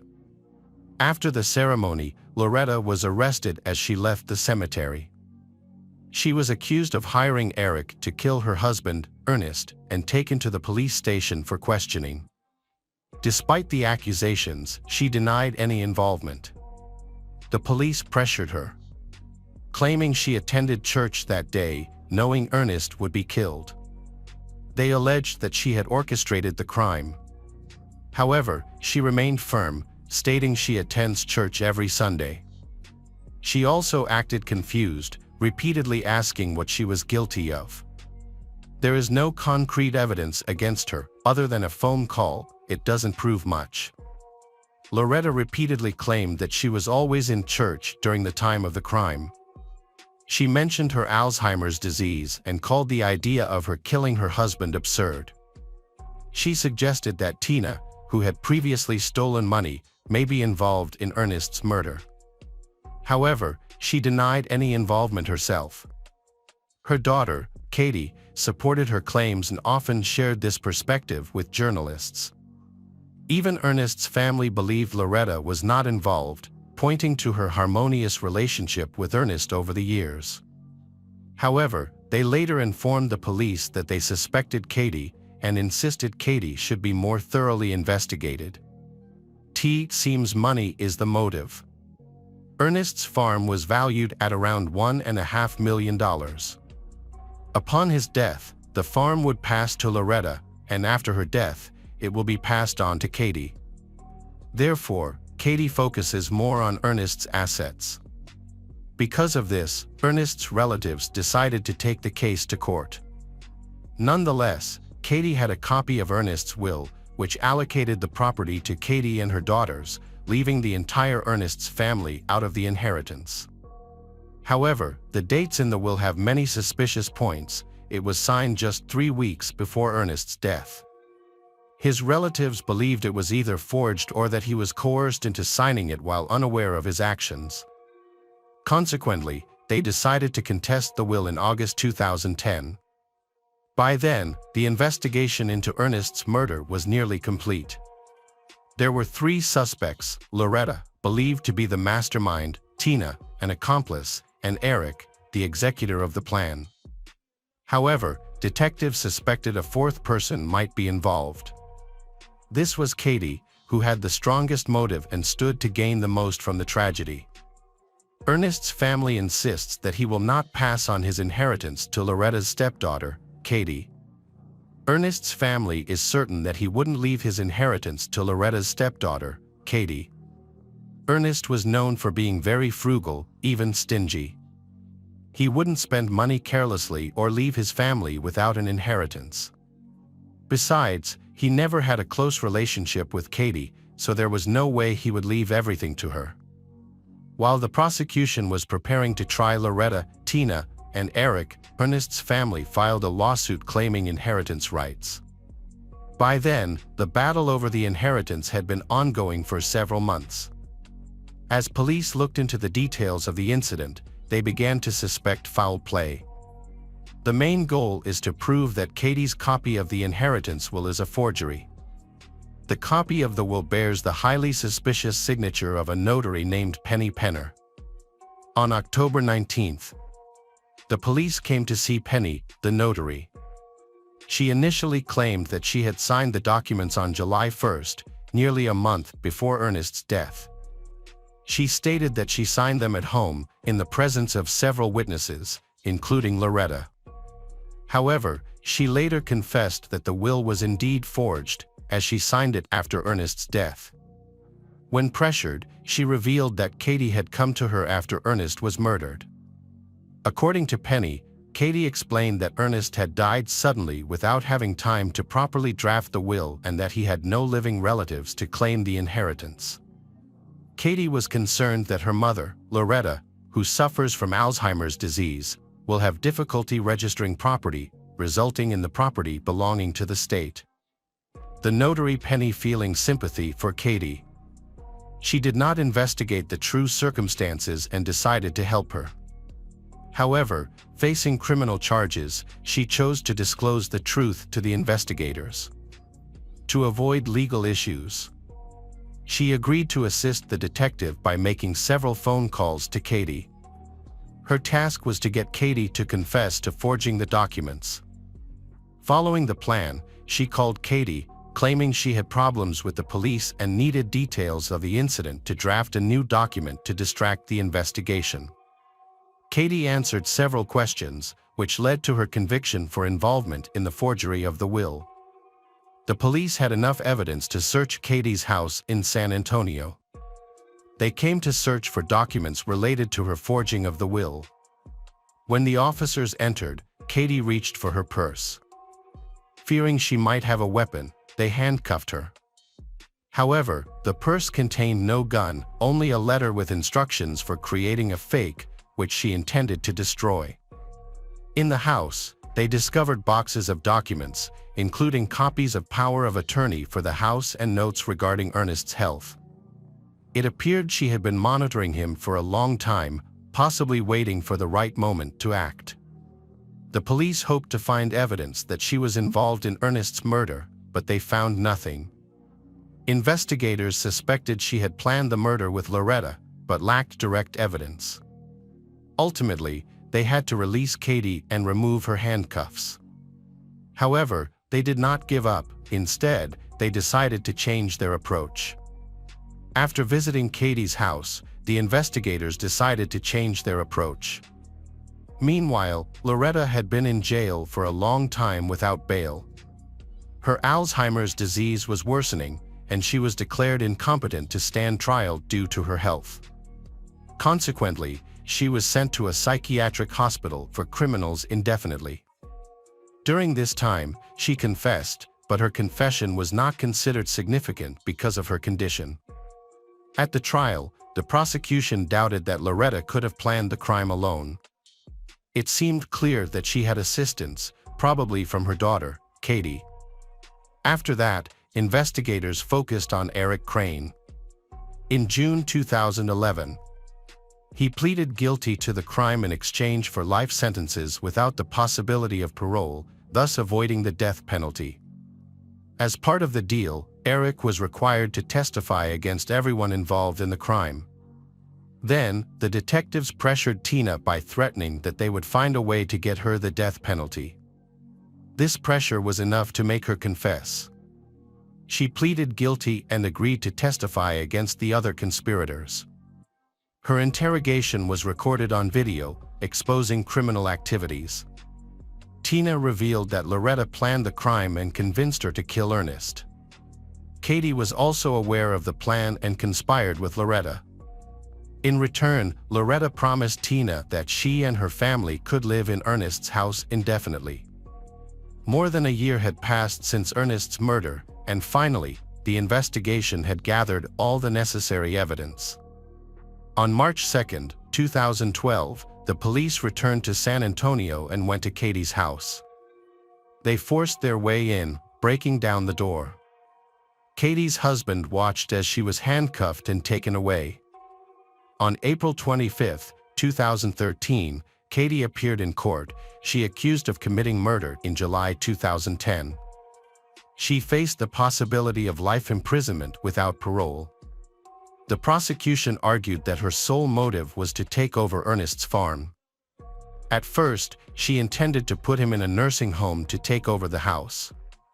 She planned to fabricate a story about a scandal with the neighbors, then trick him into signing the power of attorney. When this plan failed, she allegedly turned to a more violent alternative. By this time, Loretta's Alzheimer's disease had progressed, but Ernest remained in good health. Katie had always had a poor relationship with him, and it was clear that he would deny her an inheritance if her mother, Loretta, died first. This gave her a motive to eliminate him, with one theory suggesting the murder was staged to look like a failed robbery. At trial, Tina claimed that she was forced to participate in the case without any other choice. She stated that Katie pressured and threatened her, trying to persuade her by promising payment. However, Tina's testimony was not convincing to the prosecutor's office. The prosecution's other key witness was Eric. Contrary to expectations, Eric testified that discussions about the murder plan only involved Tina. He claimed he never discussed it with Katie or Loretta, but suspected Loretta's involvement. Later, he added that if Katie had been involved, he would have known, but he was hearing about her involvement for the first time. The defense presented arguments to prove Katie's innocence by focusing on document forgery. According to the lawyer, Katie had indeed used a notary's services to prevent her mother from receiving an inheritance, but this has nothing to do with the murder. Loretta did not attend the hearings due to health issues. The prosecution played a recording of Loretta's testimony where she admitted involvement in the murder, but she didn't mention anything about Katie. On May 14, 2013, after just an hour and a half of deliberation, the jury reached a verdict. Katie Passanides was convicted of conspiracy to commit murder and forging multiple documents. She received a life sentence without parole. As they left the courtroom, Ernest's family thanked each juror for their decision. They succeeded in contesting the will and inherited Ernest's entire estate. Despite this, Katie continued to assert her innocence, visibly shocked and fearful after the verdict. Tina, who cooperated with the prosecution, avoided the death penalty but was sentenced to life in prison without parole. Loretta continued her treatment until her death and never appeared in court.